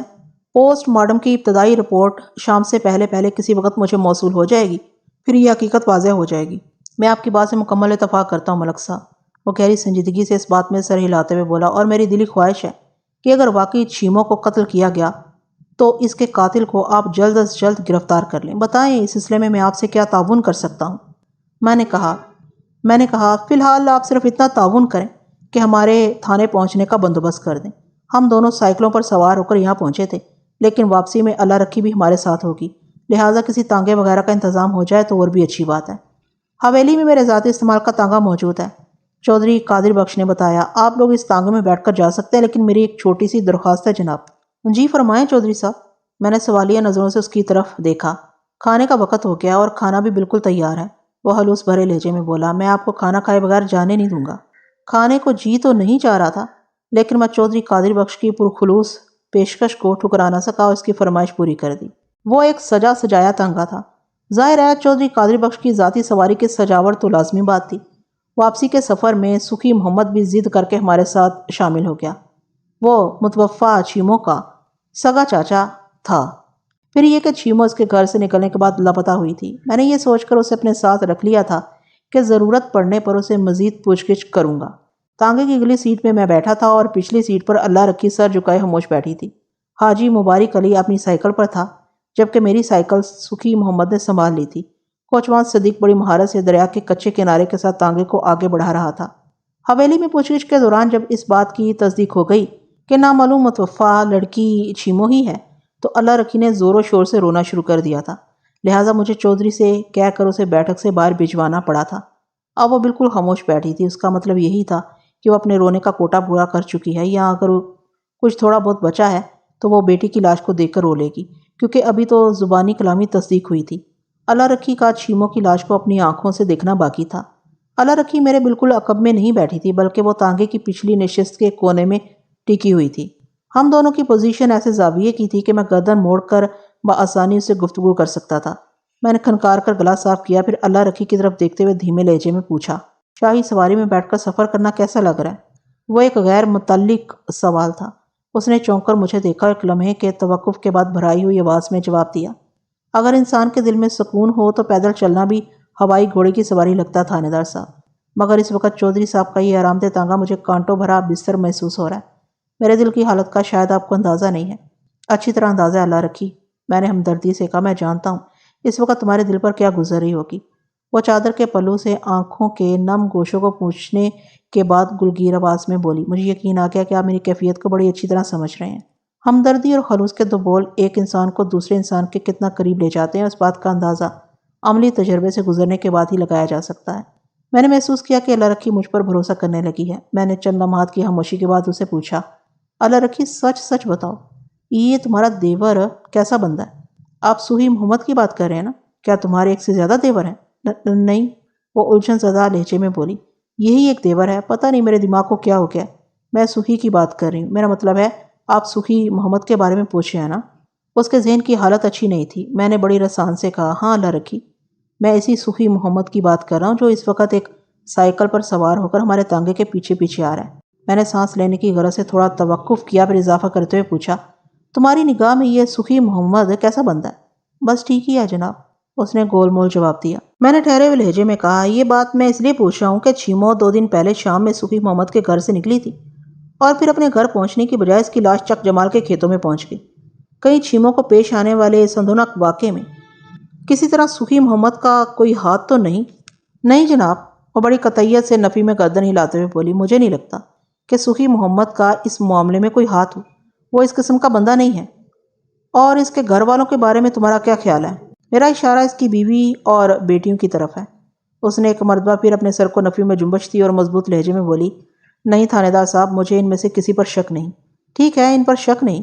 میں نے بڑی نرمی سے پوچھ تاچھ کا سلسلہ جاری رکھا، گاؤں کے کسی اور بندے کو اس معاملے میں ملوث سمجھتی ہو تو اس کے بارے میں بتاؤ۔ اس نے چند لمحات تک سوچنے کے بعد جواب دیا، نہیں جناب، کسی اور شخص پر بھی مجھے شک نہیں۔ کوٹی مراد میں کسی بندے سے ہماری دشمنی نہیں ہے۔ دیکھو اللہ رکھی، میں نے ایک لفظ پر زور دیتے ہوئے کہا، اگر تمہاری بیٹی چھیمو کسی اتفاقی حادثے کے نتیجے میں دریا میں گر گئی ہوتی اور پانی میں ڈوبنے کے سبب اس کی موت واقع ہوئی ہوتی تو اس کی لاش اتنی اچھی حالت میں نہیں مل سکتی تھی کہ جیسی کہ چک جمال کے کھیتوں میں پڑی ملی ہے۔ ڈوب کر مرنے والوں کی لاش عموماً پھول جایا کرتی ہے، ان کی جلد بھی نیلی پڑنے لگتی ہے، لیکن چھیمو کے ساتھ ایسا کچھ نہیں ہوا۔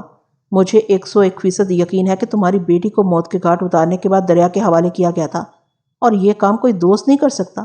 اس قسم کی ظالمانہ کارروائی کی توقع کسی دشمن ہی سے کی جا سکتی ہے، اور مجھے اس دشمن تک پہنچنا ہے۔ بتاؤ ایسا شخص کون ہو سکتا ہے؟ میں کیا بتا سکتی ہوں تھانے دار صاحب، وہ ہکلاہٹ امیز انداز میں بولی۔ ممکن ہے اللہ رکھی کی یہ ہکلاہٹ اور ہچکچاہٹ اس پر ٹوٹنے والے افتاد کے پیش نظر ہو، لیکن مجھے یوں محسوس ہوا جیسے وہ مجھ سے کچھ چھپانے کی کوشش کر رہی۔ اس احساس کا سبب یہ بھی ہو سکتا تھا کہ میں اس معاملے میں ہر شے کو گہرے شک کی نظر سے دیکھ رہا تھا۔ میں نے ایک طویل بوجھل سانس خارج کی اور سوچ میں ڈوبے ہوئے لہجے میں کہا، ٹھیک ہے اللہ رکھی، میں تمہاری بات کا یقین کر لیتا ہوں کہ تم اپنے کسی دشمن سے واقف نہیں ہو، لیکن میں اس دشمن تک پہنچ کر ہی رہوں گا۔ وہ کچھ نہیں بولی، خاموشی سے گردن جھکائے بیٹھ رہی۔ سپہر 4 بجے ہم بخیریت تھانے پہنچ گئے، اور پھر خیریت نہ رہی۔ شاید آسمان کو اسی بات کا انتظار تھا کہ میں کوٹلی مراد والی کاروائی کر کے واپس آ جاؤں، کیونکہ ہم نے جیسے ہی تھانے کی عمارت میں قدم رکھا بارش شروع ہو گئی، جو دیکھتے ہی دیکھتے موسلا دھار شکل اختیار کر گئی۔ ساون کی برسات کا کوئی بھروسہ نہیں ہوتا، یہ جب چاہے جہاں چاہے اپنا ٹھکانہ خود بنا لیتی ہے۔ میں نے اللہ رکھی اور سوہی محمد کو باہر برآمدے میں بٹھایا اور چودھری فرید کو اپنے پاس کمرے میں بلا لیا۔ کانسٹیبل چودھری فرید کے ساتھ اس وقت پورا عملہ تھانے میں موجود تھا۔ چودھری فرید میرے کمرے میں پہنچا، مجھے سلام کیا، پھر میرے ہی اشارے پر ایک کرسی سنبھال لی جب وہ اطمینان سے بیٹھ چکا تو میں نے اسے پوچھا، جی چودھری صاحب کیا خبریں ہیں؟ دوسرے لوگ تو اسے چودھری کہتے ہی تھے، لیکن کبھی کبھار میں بھی اسے اسی انداز میں مخاطب کر لیتا تھا تو وہ فخر سے پھول جاتا تھا۔ میرے سوال کے جواب میں وہ مجھے امدادی پارٹی اور اس کی کارکردگی کی رپورٹ دینے لگا۔ میں نے توجہ سے اس کی بات سنی، اس کے خاموش ہونے پر کہا، یہ سب تو تھانے سے باہر کی سرگرمیاں ہیں، اب یہ بتاؤ میری غیر موجودگی میں یہاں کیا کیا ہوتا رہا ہے؟ جناب ادھر تھانے میں تو کوئی خاص واقعہ پیش نہیں آیا، اس نے جواب دیا۔ میں نے پوچھا، نامعلوم لڑکی کی لاش گزشتہ روز صبح میں نے پوسٹ مارٹم کے لیے بھجوائی تھی، اسپتال کی طرف سے اس بارے میں کوئی اطلاع آئی؟ جی فرمائیں چودھری صاحب۔ میں نے سوالیہ نظروں سے اس کی طرف دیکھا۔ کھانے کا وقت ہو گیا اور کھانا بھی بالکل تیار ہے۔ اس نے نفی میں گردن ہلائی اور بولا، ابھی تو ایسی کوئی اطلاع موصول نہیں ہوئی۔ میں گہری سوچ میں ڈوب گیا۔ فرید نے پوچھا، ملک صاحب آپ کوٹلی مراد سے جن لوگوں کو اپنے ساتھ لائے ہیں ان کا تعلق کیا اس نامعلوم لڑکی سے ہے؟ تمہارا اندازہ بالکل درست ہے۔ میں نے سر کو اس باتی جنبش دی۔ ان میں ایک لڑکی کی ماں لڑکی ہے، دوسرا اس کا چاچا سخی محمد ہے، اور تیسرا چودھری قادر بخش کا ملازم کوچوان محمد صدیق، اور حاجی مبارک علی تو یہیں سے میرے ساتھ گیا تھا۔ یہ لوگ لڑکی کی لاش لینے آئے ہوں گے؟ اس نے سوالیہ نظروں سے مجھے دیکھا۔ ہاں، میں نے ٹھہرے ہوئے انداز میں کہا، اور اس نامعلوم لڑکی کا نام بھی معلوم ہو گیا۔ ہمیں جس بدنصیب لڑکی کی لاش حاجی مبارک کے کھیتوں میں پڑی ملی تھی اس کا نام شمیم بی بی عرف چھیمو ہے۔ کچھ پتہ چلا؟ چودھری فرید کے انداز میں ایک خاص قسم کی کریت تھی۔ چھیمو کے ساتھ کیا واقعہ پیش آیا تھا؟ حالات و واقعات ابھی تک تو یہی بتاتے ہیں کہ جب وہ دریا کے پانی میں شامل ہوئی تو زندگی کی بازی ہار چکی تھی۔ اس کی موت پانی میں ڈوبنے سے واقعہ نہیں ہوئی، میں نے گہری سنجیدگی سے بتایا۔ صحیح صورتحال کا اندازہ تو پوسٹ مارٹم کی رپورٹ کے بعد ہی ہوگا۔ فرید نے مانی خیز انداز میں گردن ہلائی۔ میں نے کہا، چودھری فرید میں نے تمہیں ایک خاص کام کے لیے اپنے پاس بلایا ہے، تمہیں اسپتال تک جانا ہوگا۔ جو حکم ملک صاحب، وہ فرما برداری سے بولا، لیکن باہر کے موسم کو بھی دیکھ لیں۔ اگر ہم موسم کے تیور دیکھ دیکھ کر خوفزدہ ہوتے رہے تو پھر یہ معاملہ التوا کا شکار ہو جائے گا۔ میں نے گہری سنجیدگی سے کہا، میرا خیال یہی تھا کہ جب میں کوٹلی مراد سے واپس آؤں گا تو چھیمو کی پوسٹ مارٹم کی رپورٹ یہاں میرا انتظار کر رہی ہوگی، لیکن ایسا دیکھنے میں نہیں آیا۔ میں چاہتا ہوں جتنی جلدی ممکن ہو لاش کی شناخت کا مسئلہ حل ہو جائے تاکہ کسی خاص سمت میں تفتیش کی گاڑی کو ڈالا جا سکے۔ چودھری فرید نے چونک کر میری جانب دیکھا اور حیرت بھرے لہجے میں بولا، شناخت کا مسئلہ؟ کیا ابھی اس لڑکی کے چھیمو ہونے میں کسی قسم کا کوئی شک ہے؟ مجھے تو کوئی شک نہیں، میں نے پروسوخ انداز میں کہا، لیکن قانونی کارروائی کا تقاضا ہے کہ جب تک اللہ رکھی لاش کو دیکھ کر یہ تصدیق نہ کر دے کہ وہ اسی کی بیٹی ہے اس وقت تک اس نوجوان متوفہ لڑکی کو چھیمو نہ سمجھا جائے۔ تم میرا مطلب سمجھ رہے ہو نا؟ جی ہاں، بڑی اچھی طرح سمجھ رہا ہوں ملک صاحب۔ وہ اس بات میں سر ہلاتے ہوئے بولا، میں ابھی اور اسی وقت سرکاری اسپتال کی جانب روانہ ہو جاتا ہوں، آپ بے فکر ہو جائیں، میں اس لڑکی کی لاش کو اپنے ساتھ لے کر واپس آؤں گا۔ شاباش، مجھے تم سے یہی امید تھی۔ میں نے ستائشی نظروں سے اسے دیکھا۔ چودھری قادر بخش کا تانگا اور تانگے کا کوچوان اس وقت تھانے میں موجود ہیں، تم انہیں اپنے ساتھ لے کر فوراً روانہ ہو جاؤ۔ میں نے چودھری فرید کو اسپتال روانہ کر دیا۔ اس کی مدد کے لیے میں نے احتیاطاً حق نواز کو بھی اس کے ہمراہ کر دیا تھا۔ اس کام سے فارغ ہونے کے بعد میں حاجی مبارک علی کے پاس چلا گیا، جو سخی محمد اور اللہ رکھی کے پاس بیٹھا تسلی دلاسے کی باتیں کر رہا تھا۔ میں اسے وہاں سے اٹھا کر اپنے کمرے میں لے آیا۔ حاجی صاحب، آپ کافی دیر سے چھیمو کی ماں اور چاچے کا انٹرویو کر رہے ہیں۔ وہ کرسی سنبھال چکا تو میں نے گہری سنجیدگی سے کہا، کوئی کام کی بات بھی پتہ چلی کہ نہیں؟ وہ نفی میں گردن ہلاتے ہوئے بولا، نہیں جناب، ایسی کوئی بات سامنے نہیں آئی جو اس کیس میں ہماری مدد کر سکے۔ ان دونوں کے تاثرات اور خیالات کیا ہیں؟ سخی محمد اپنی بھتیجی کی اندھوناک موت پر بہت دکھی اور افسردہ ہے، حاجی مبارک نے جواب دیا۔ غمزدہ تو اللہ رکھی بھی بہت نظر آتی ہے، لیکن وہ زیادہ بات نہیں کری، لگتا ہے چھیمو کی موت نے اس کے ذہن پر بڑا گہرا اثر کیا ہے، جوان اولاد کی موت اور وہ بھی حادثاتی موت۔ میں نے گمبھیر انداز میں کہا، والدین کے دل اور جگر کو پھاڑ کر رکھ دیتی ہے۔ میرے لیے کیا حکم ہے ملک صاحب؟ وہ میری طرف دیکھتے ہوئے بولا۔ حاجی صاحب، میں نے اس کے چہرے پر نگاہ جماتے ہوئے کہا، آپ صبح سے میرے ساتھ دربدر ہو رہے ہیں، میرا خیال ہے اب آپ گھر جا کر آرام کریں، اگر میری ضرورت ہو تو میں رک جاتا ہوں۔ فی الحال تو ضرورت نہیں ہے، میں نے صاف گوئی کا مظاہرہ کرتے ہوئے کہا، اور اگر ضرورت پیش آ بھی گئی تو میں آپ کو دوبارہ گھر سے بلا لوں گا۔ میں نے لمحے بھر کو توقف کیا، پھر کمرے کے دروازے سے باہر دیکھتے ہوئے کہا، اس وقت بارش کا زور ٹوٹا ہوا ہے، آپ چھتری سنبھال کے نکل جائیں۔ اس نے میرے مشورے کو راست سے جانا و سلام کر کے رخصت ہو گیا۔ کانسٹیبل چودھری فرید مغرب کی اذان سے پہلے ہی واپس لوٹ آیا۔ وہ خالی ہاتھ نہیں لوٹا تھا، بلکہ میں نے اسے جس مقصد سے سرکاری اسپتال بھیجا تھا وہ اس میں سرخرو ہو کر آیا تھا۔ اس کی اتنی جلدی واپسی پر مجھے حیرت بھی ہوئی، اور جب اس نے وضاحت کی تو میری حیرت جاتی رہی۔ فرید کے مطابق ابھی وہ اسپتال نہیں پہنچا تھا کہ راستے میں ان لوگوں سے ملاقات ہوگی جو چیمو کی پوسٹ مارٹم شدہ لاش لے کر آ رہے تھے۔ شدید بارش نے انہیں راہ میں ایک جگہ رکنے پر مجبور کر دیا اور وہ بارش کے تھمنے یا کم ہونے کا انتظار کرنے لگے۔ جب وہ اسپتال سے نکلے تو بارش نہیں ہو رہی تھی، ورنہ وہ اپنے پروگرام کو ملتوی کر دیتے۔ بہرحال وہ لوگ اسپتال اور تھانے کے درمیان ایک مقام پر رک کر بارش کا زور ٹوٹنے کا انتظار کرنے لگے۔ جب بارش کی تیزی میں کمی واقع ہوئی تو چودھری فرید بھی وہاں پہنچ گیا۔ پھر وہ سب لوگ ایک ساتھ یہاں آئے تھے۔ میں نے اسپتال کے متعلقہ عملے سے لاش اور پوسٹ مارٹم رپورٹ وصول کرنے کے بعد ضروری کاغذات پر دستخط کیے اور انہیں رخصت کر دیا۔ اس وقت تک بارش پوری طرح رک گئی تھی۔ پوسٹ مارٹم کی رپورٹ کا مطالعہ کرنے سے پہلے میں نے اللہ رکھی اور صوفی محمد کو لاش کے دیدار کے لیے بلا لیا۔ اسپتال والوں نے موسم برسات کا خیال رکھتے ہوئے لڑکی کی لاش کو اچھی طرح ایک صندوق میں پیک کر کے بھیجا تھا۔ اگرچہ جب وہ اسپتال سے نکلے تو بارش نہیں ہو رہی تھی، لیکن ان کی یہی احتیاط بعد میں بے حد مفید ثابت ہوئی۔ اگر انہوں نے یہ حفاظتی انتظامات نہیں کیے ہوتے تو روایتی غسل سے پہلے چیمو کی لاش برساتی غسل ضرور کر چکی ہوتی۔ وہ منظر بڑا ہی دلدوز اور عبرت انگیز تھا جب اللہ رکھی نے اپنی مردہ بیٹی کا منہ دیکھا۔ وہ چیمو کے چہرے پر نگاہ ڈالتے ہی ماتمی انداز میں زاروں کی طرح رونے لگی، جو اس امر کا بین ثبوت تھا کہ وہ نامعلوم نوجوان لڑکی اس کی بیٹی چیمو ہی تھی۔ صوفی محمد کی آنکھوں سے بھی آنسو نکل آئے تھے۔ ظاہرہ چیمو اس کی بھتیجی تھی۔ دونوں بھائیوں میں لاکھ اختلافات رہے ہوں، اولاد تو اولاد ہی ہوتی ہے اور بھائی کی اولاد سے بہرحال محبت ضرور ہوتی ہے۔ پھر چیمو صوفی محمد کی بیٹیوں کی ہم عمر بھی تھی۔ رضوانہ اور سلطانہ چیمو کی گہری سہیلیاں تھیں۔ شناخت، صدمے، زیاں اور آہ و دفاع کے معاملات قدرے سنبھلے تو صوفی محمد میرے کمرے میں آیا۔ میں ان دونوں دیور بھابھی کو چیمو کی لاش کے پاس چھوڑ کر اپنے کمرے میں آ گیا تھا۔ صوفی محمد صدمے سے چور تھا۔ اس نے گلگیر آواز میں مجھ سے، تھانے دار صاحب، اس وقت بارش اتفاق سے رکی ہوئی ہے، اگر آپ اجازت دیں تو ہم چیمو کی لاش کو لے کر فوراً کوٹی مراد روانہ ہو جاتے ہیں۔ اس کی بات برمحل اور خاصی معقول تھی۔ اگرچہ اس وقت تک رات کا اندھیرا پھیلنا شروع ہو گیا تھا، لیکن چونکہ بارش رکی ہوئی تھی اور ان لوگوں کے پاس اپنا تانکا بھی موجود تھا، اس لیے اگر وہ فوراً نکل جاتے تو آدھے پونے گھنٹے میں کوٹلی مراد پہنچ سکتے تھے۔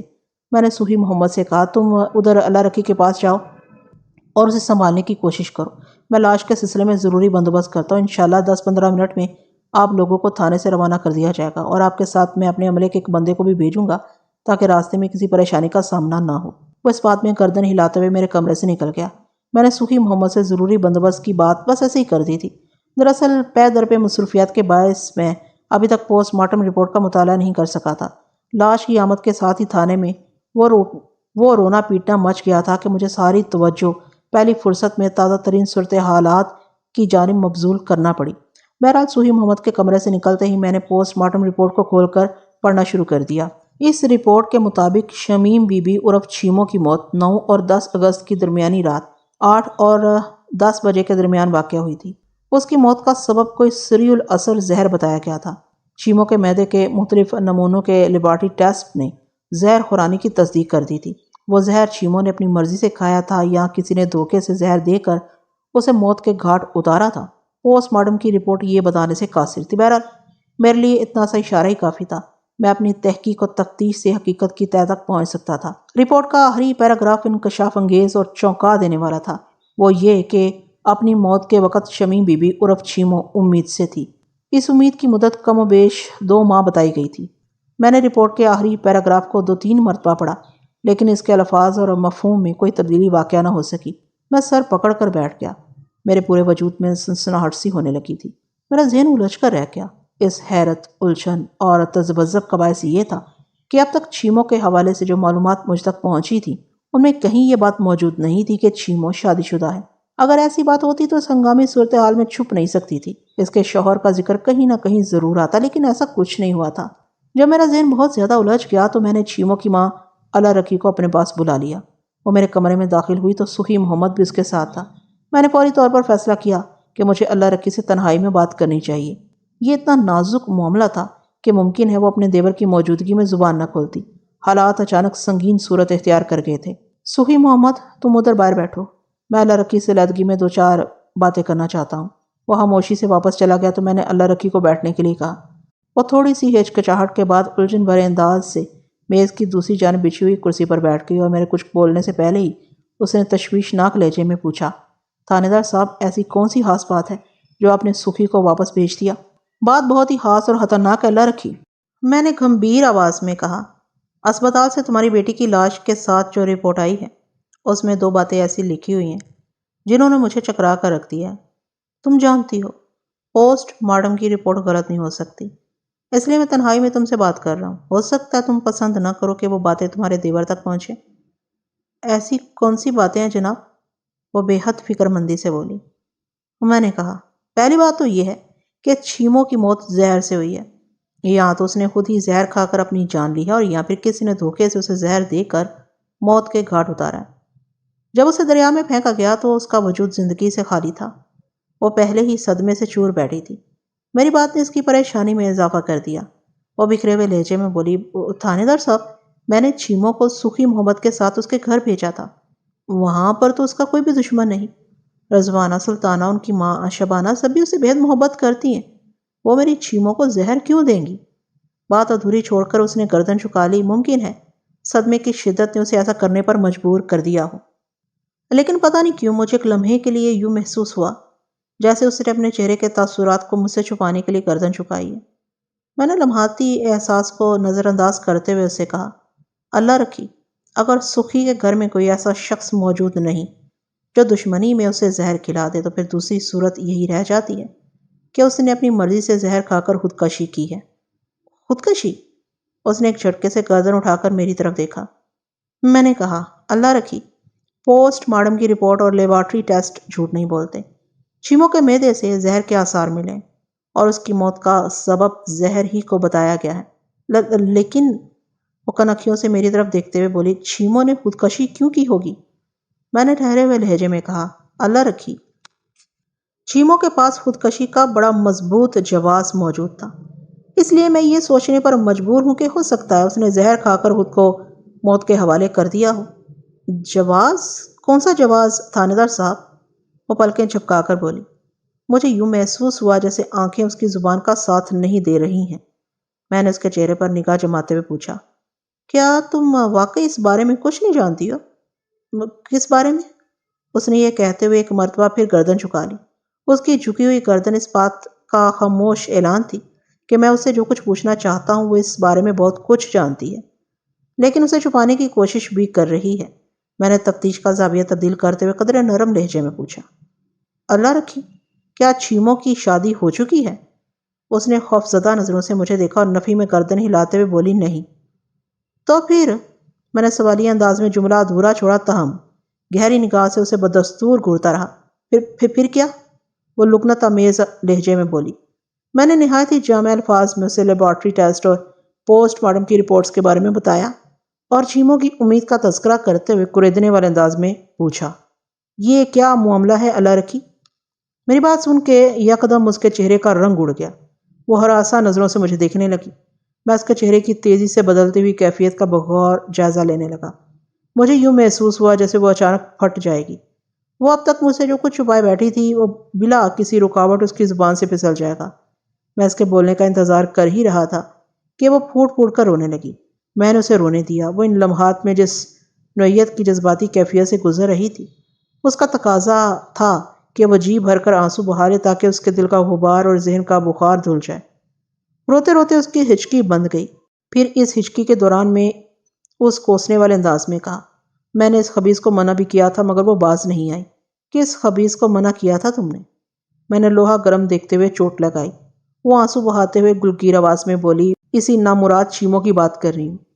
اللہ رکھی، میں نے نرمی سے اسے مخاطب کیا، تم نے چھیموں کو کس بات سے منع کیا تھا؟ مجھے یوں محسوس ہو رہا تھا جیسے میں حقیقت سے چند ہاتھ کی دوری پر ہوں۔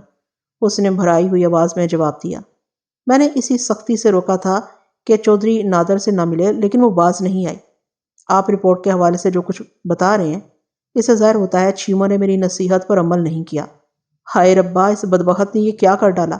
میں تو کسی کو منہ دکھانے کے قابل نہیں رہی۔ چودھری نادر کا نام سن کے میرا ماتھا ٹھنکا۔ حاجی مبارک علی نے چودھری قادر بخش کے ماضی کا احوال بیان کرتے ہوئے اس کے فرزند ارجمند چودھری نادر بخش کا بھی خصوصی تذکرہ کیا تھا۔ اس نے بتایا تھا کہ ایک سنگین اتفاق نے چودھری قادر بخش کو تو بندے دا پتر بنا دیا ہے، لیکن آج کل اس کا بیٹا نادر بخش اسی روش پر چل رہا تھا جس پر کبھی اس کا باپ دوڑا کرتا تھا۔ میں نے اپنی تصدیق کی خاطر اللہ رکھی سے پوچھا، تم چھوٹے چودھری نادر بخش کی بات کر رہی ہو نا؟ ہاں، اس نے اس بات میں سر ہلایا۔ میں نے چھیموں کو 1000 بار منع کیا تھا کہ چودھری نادر سے دور رہے، لیکن وہ باز نہیں آئی۔ میں اگر اسے روک رہی تھی تو اس کی کوئی وجہ تھی نہ۔ جو کچھ میں جانتی ہوں اس نادان کو کیا پتا، بے وقوف کا دماغ خراب ہو گیا تھا۔ بڑے فخر سے مجھے بتاتی تھی کہ نادر بخش نے اسے شادی کا وعدہ کیا ہے۔ اس جھلی کو کیا پتا کہ اس کی شادی نادر بخش سے کسی قیمت پر نہیں ہو سکتی تھی۔ یہ بہت بڑا گناہ ہوتا، توبہ توبہ۔ اللہ رکھی کے آخری جملے نے مجھے چونکنے پر مجبور کر دیا۔ اس نے لفظ گناہ کا استعمال کر کے میرے رگ و پے میں سنسنی سی دوڑاتی تھی۔ اس وقت وہ جس جذباتی کیفیت سے گزر رہی تھی، اس میں اس کی زبان سے جھوٹ کے احراج کا تصور نہیں کیا جا سکتا تھا۔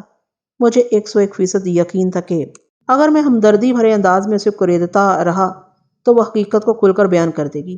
اس کیس کے حل ہونے میں چند منٹ باقی تھے۔ یہ بات میرے علم میں آ چکی تھی کہ چودھری قادر بخش کا بیٹا نادر بخش شادی شدہ تھا اور خیر سے اس کے 2 بچے بھی تھے۔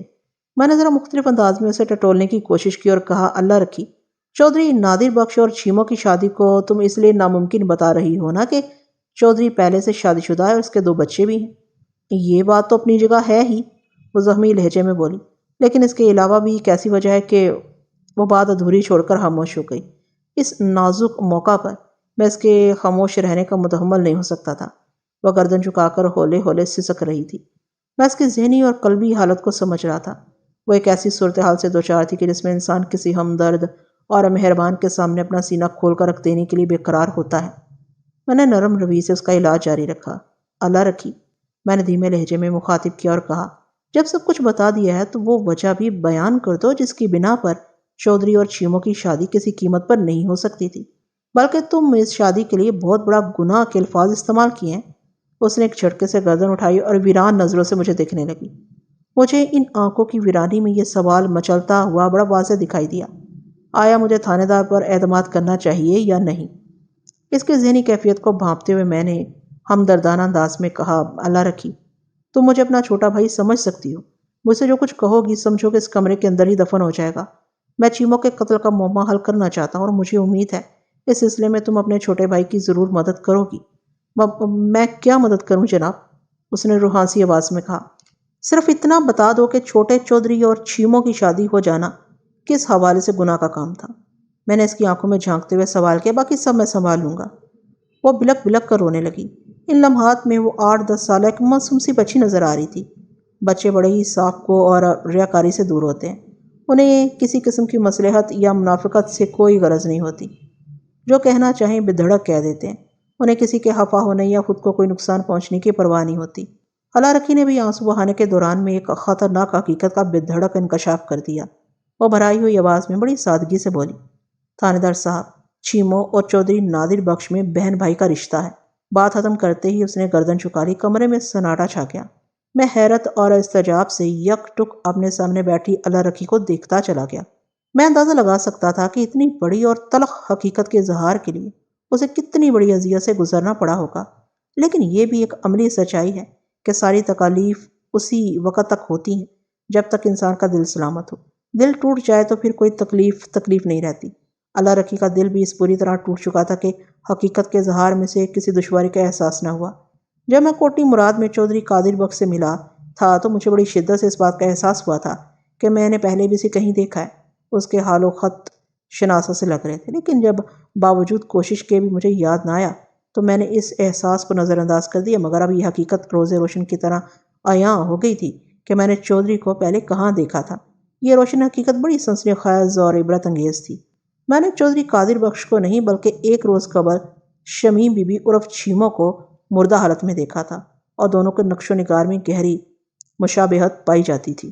اگلی صبح میں نے کانسٹیبل چودھری فرید کو اپنے ساتھ لیا اور ایک مرتبہ پھر کوٹلی مراد میں چودھری قادر بخش کی حویلی پہنچ گیا۔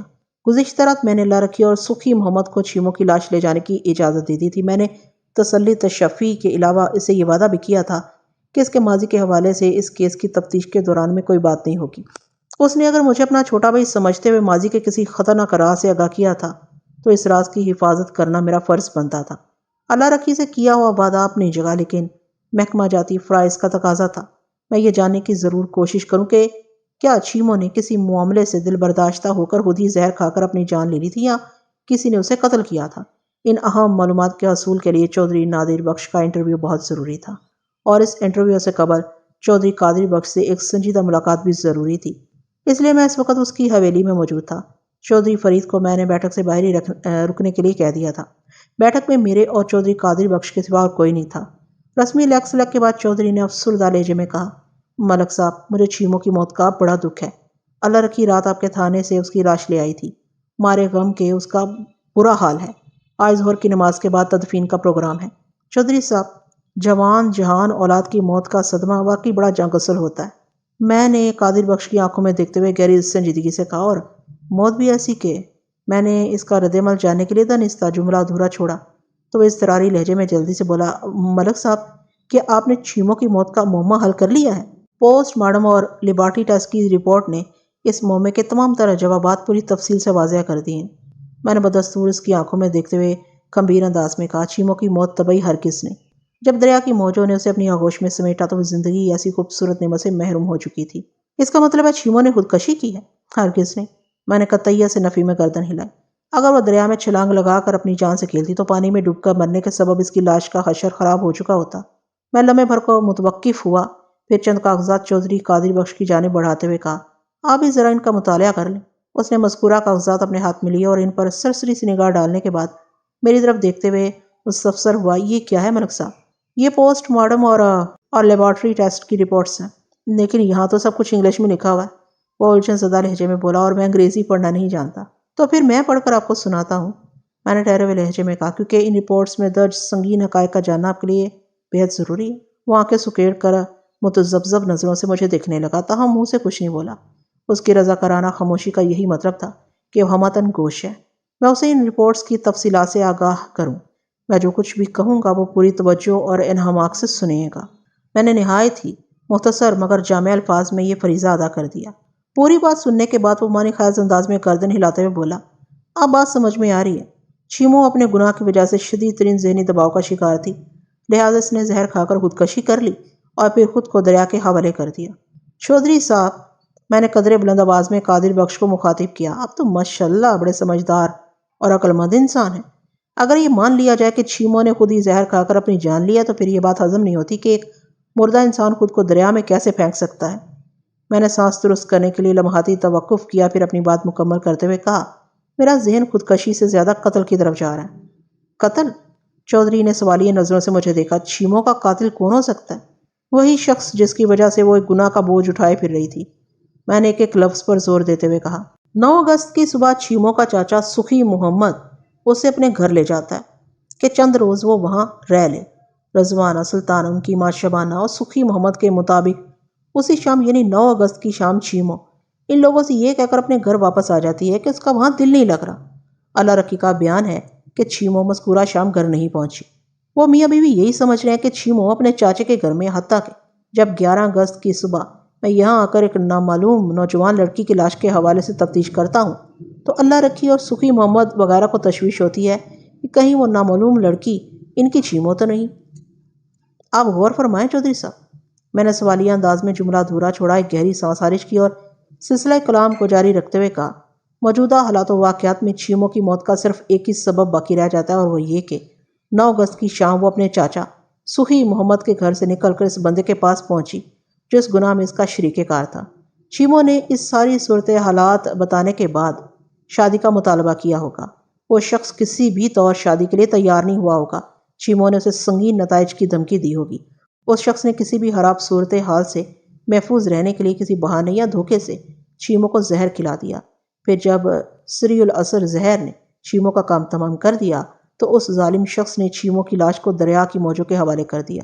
چیموں شام کے وقت سخی محمد کے گھر سے نکلی تھی اور پوسٹ مارٹم رپورٹ کے مطابق اس کی موت رات 8 اور 10 بجے کے درمیان واقع ہوئی ہے۔ اس کا مطلب ہے اس نے مذکورہ قاتل کے پاس بہت سا وقت گزارا تھا، لہٰذا اس قاتل کو کسی بھی خطرناک کارروائی کے لیے اچھا خاصا موقع مل گیا ہوگا۔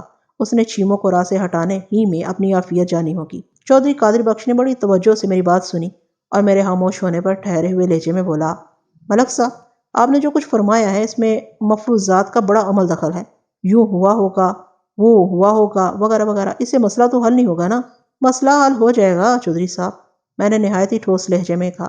جب وہ قاتل میری تفتیش کی چھری کے نیچے آئے گا نا تو میرے بیان کردہ تمام تر مفروضات حقائق میں بدل جائیں گے۔ وہ خود زبان سے اپنے جرم کا اقرار کرے گا۔ لیکن آپ اس شخص کو کیسے تلاش کریں گے؟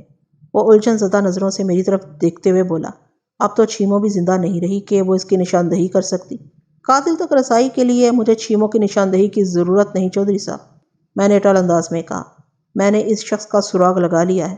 چودھری پہلو بدلتے ہوئے اضطراری لہجے میں پوچھنے لگا، کون ہے وہ شخص؟ آپ سنیں گے تو حیران رہ جائیں گے۔ میں نے اس کی آنکھوں میں دیکھتے ہوئے کہا، آپ کو یقین نہیں آئے گا چودھری صاحب، آپ بتائیں تو۔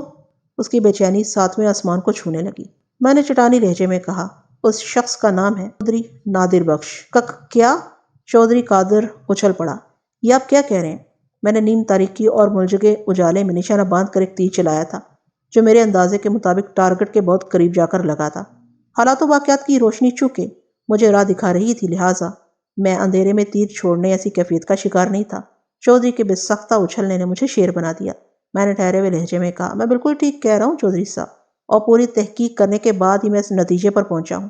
میں نے لمحاتی توقف کر کے گہری سانس خارج کی اور کہا، مجھے باوثوق ذرائع سے پتہ چلا ہے کہ پچھلے کچھ عرصے سے چھیمو اور چودھری نادر بخش کے درمیان حساس سنجیدہ تعلق رہا ہے۔ آپ اپنے بیٹے اس کی غیر نصابی سرگرمیوں کو مجھ سے زیادہ بہتر طور پر جانتے ہیں، لہٰذا میں اس خاص زاویے سے کوئی تفصیل پیش کرنا ضروری نہیں سمجھتا۔ میں رکا پھر اضافہ کرتے ہوئے کہا، 9 اگست کی شام چھیمو اپنے چاچا کے گھر سے نکلی اور اپنے گھر آنے کی بجائے وہ اس ڈیرے کی سمت چلے گئی جو دریا کے کنارے واقع ہے۔ وہ ڈیرا ایک طرح سے نادر بخش کی بیٹھک کے طور پر استعمال ہوتا ہے۔ چھیمو نے جو سنگین بوجھ اٹھا رکھا تھا وہ اس کے بارے میں چودھری نادر سے دو ٹوک بات کرنے کے لیے ڈیرے پر گئی تھی، لیکن اسے کیا معلوم تھا؟ آپ باوثوق ذرائع کی بات کر رہے ہیں؟ وہ میری بات کاٹتے ہوئے تیز لہجے میں بولا، کیا آپ کو یہ سب کچھ اللہ رکھی نے بتایا ہے؟ میں نے کہا، اللہ رکھی کا ان معلومات سے کوئی تعلق نہیں۔ پھر آپ کو کیسے خبر ہوئی؟ چودھری صاحب، آپ جانتے ہیں پولیس کے اپنے خفیہ ذرائع ہوتے ہیں، ہمارے مخبر ہر جگہ ہر علاقے میں نے اچانک جملہ ادھورا چھوڑا کہ بیٹھک کے بند دروازے کی سمت دیکھا۔ دروازے کے کواڑ بھیڑے ہوئے تھے، تاہم کنڈی نہیں لگی ہوئی تھی۔ آپ نے بیان کے دوران میں مجھے یوں محسوس ہوا جیسے کوئی شخص اس بند دروازے کے پیچھے موجود ہے اور نہایت ہی خفیہ طریقے سے ہماری باتیں سننے کی کوشش کر رہا ہے۔ یہ احساس اتنا فوری اور طاقتور تھا کہ میں اپنی بات کو نامکمل چھوڑ کر دروازے کی جانب دیکھنے پر مجبور ہو گیا تھا۔ کیا ہوا؟ چودھری قادر بخش نے الجھن بھرے لہجے میں مجھ سے پوچھا۔ کوئی ہماری باتیں سننے کی کوشش کر رہا ہے، میں نے محتاط لہجے میں کہا۔ وہ بیزاری سے بولا، آپ کو وہم ہوا ہے۔ میں ایک جھٹکے سے اٹھ کر کھڑا ہو گیا، پھر اس سے پہلے کہ میں بیٹھک کے دروازے کی طرف پیش قدمی کرتا، دروازے کی دوسری جانب کچھ اس نوعیت کی آوازیں ابھری جیسے کوئی افراتفری میں وہاں سے رخصت ہونے کی کوشش کر رہا ہے۔ میں نے کسی چیتے کے مانند بند دروازے کی سمت جست لگا دی۔ میں نہیں جانتا تھا کہ چودھری قادر بخش اپنی نشست پر بیٹھا رہا تھا یا وہ بھی میرے پیچھے ہی صورتحال جاننے کے لیے بیٹھک سے نکل آیا تھا۔ جب میں نے بیٹھک سے باہر قدم رکھا تو ایک پستہ قامت شخص کو حویلی کے گیٹ میں سے باہر نکلتے ہوئے دیکھ لیا۔ وہ پیچھے مڑ کر دیکھے بغیر تقریباً دوڑتے ہوئے گیٹ کے اس طرف چلا گیا تھا۔ میں نے ایک لمحہ سوچے بغیر اس پستہ قامت شخص کے تعاقب میں دوڑ لگا دی۔ یقیناً یہی شخص بیٹھک کے دروازے سے لگا کھڑا تھا۔ میں مذکورہ شخص کا چہرہ نہیں دیکھ سکا تھا، لیکن میں جیسے ہی حویلی کے گیٹ سے باہر نکلا تو مجھے نظر آ گیا۔ وہ شخص ایسی ہڑبونگ میں بھاگا تھا کہ سامنے سے آتا ہوا کانسٹیبل بھی اسے دکھائی نہ دیا اور وہ سیدھا اسے جا ٹکرایا۔ اسی لمحے میں نے تہمکانہ انداز میں کانسٹیبل سے کہا، چودھری فرید، پکڑو اس کو، جانے نہ پائے۔ چودھری فرید کانسٹیبل پکڑنے دھکڑنے دبوچنے چھپٹنے کا ماہر تھا۔ میرا تہمکانہ اشارہ پاتے ہی اس نے مذکورہ پستہ قامت شخص کو فوراً اپنی گرفت میں لے لیا۔ اس شخص کی عمر 28-29 سال ہوگی۔ وہ دبلا پتلا اور پھرتیلا انسان تھا، لیکن چودھری فرید بھی ایسی ہنگامی صورتحال سے نمٹنے میں بڑی مہارت رکھتا تھا۔ اس نے پلک جھپکتے میں پستہ قامت شخص کی پھرتی تمام کر دی۔ اس لمحے مجھے اپنے عقب میں چودھری قادر بخش کی سسراتی آواز سنائی دی، یہ تو وارسی ہے، نادر کا خاص آدمی۔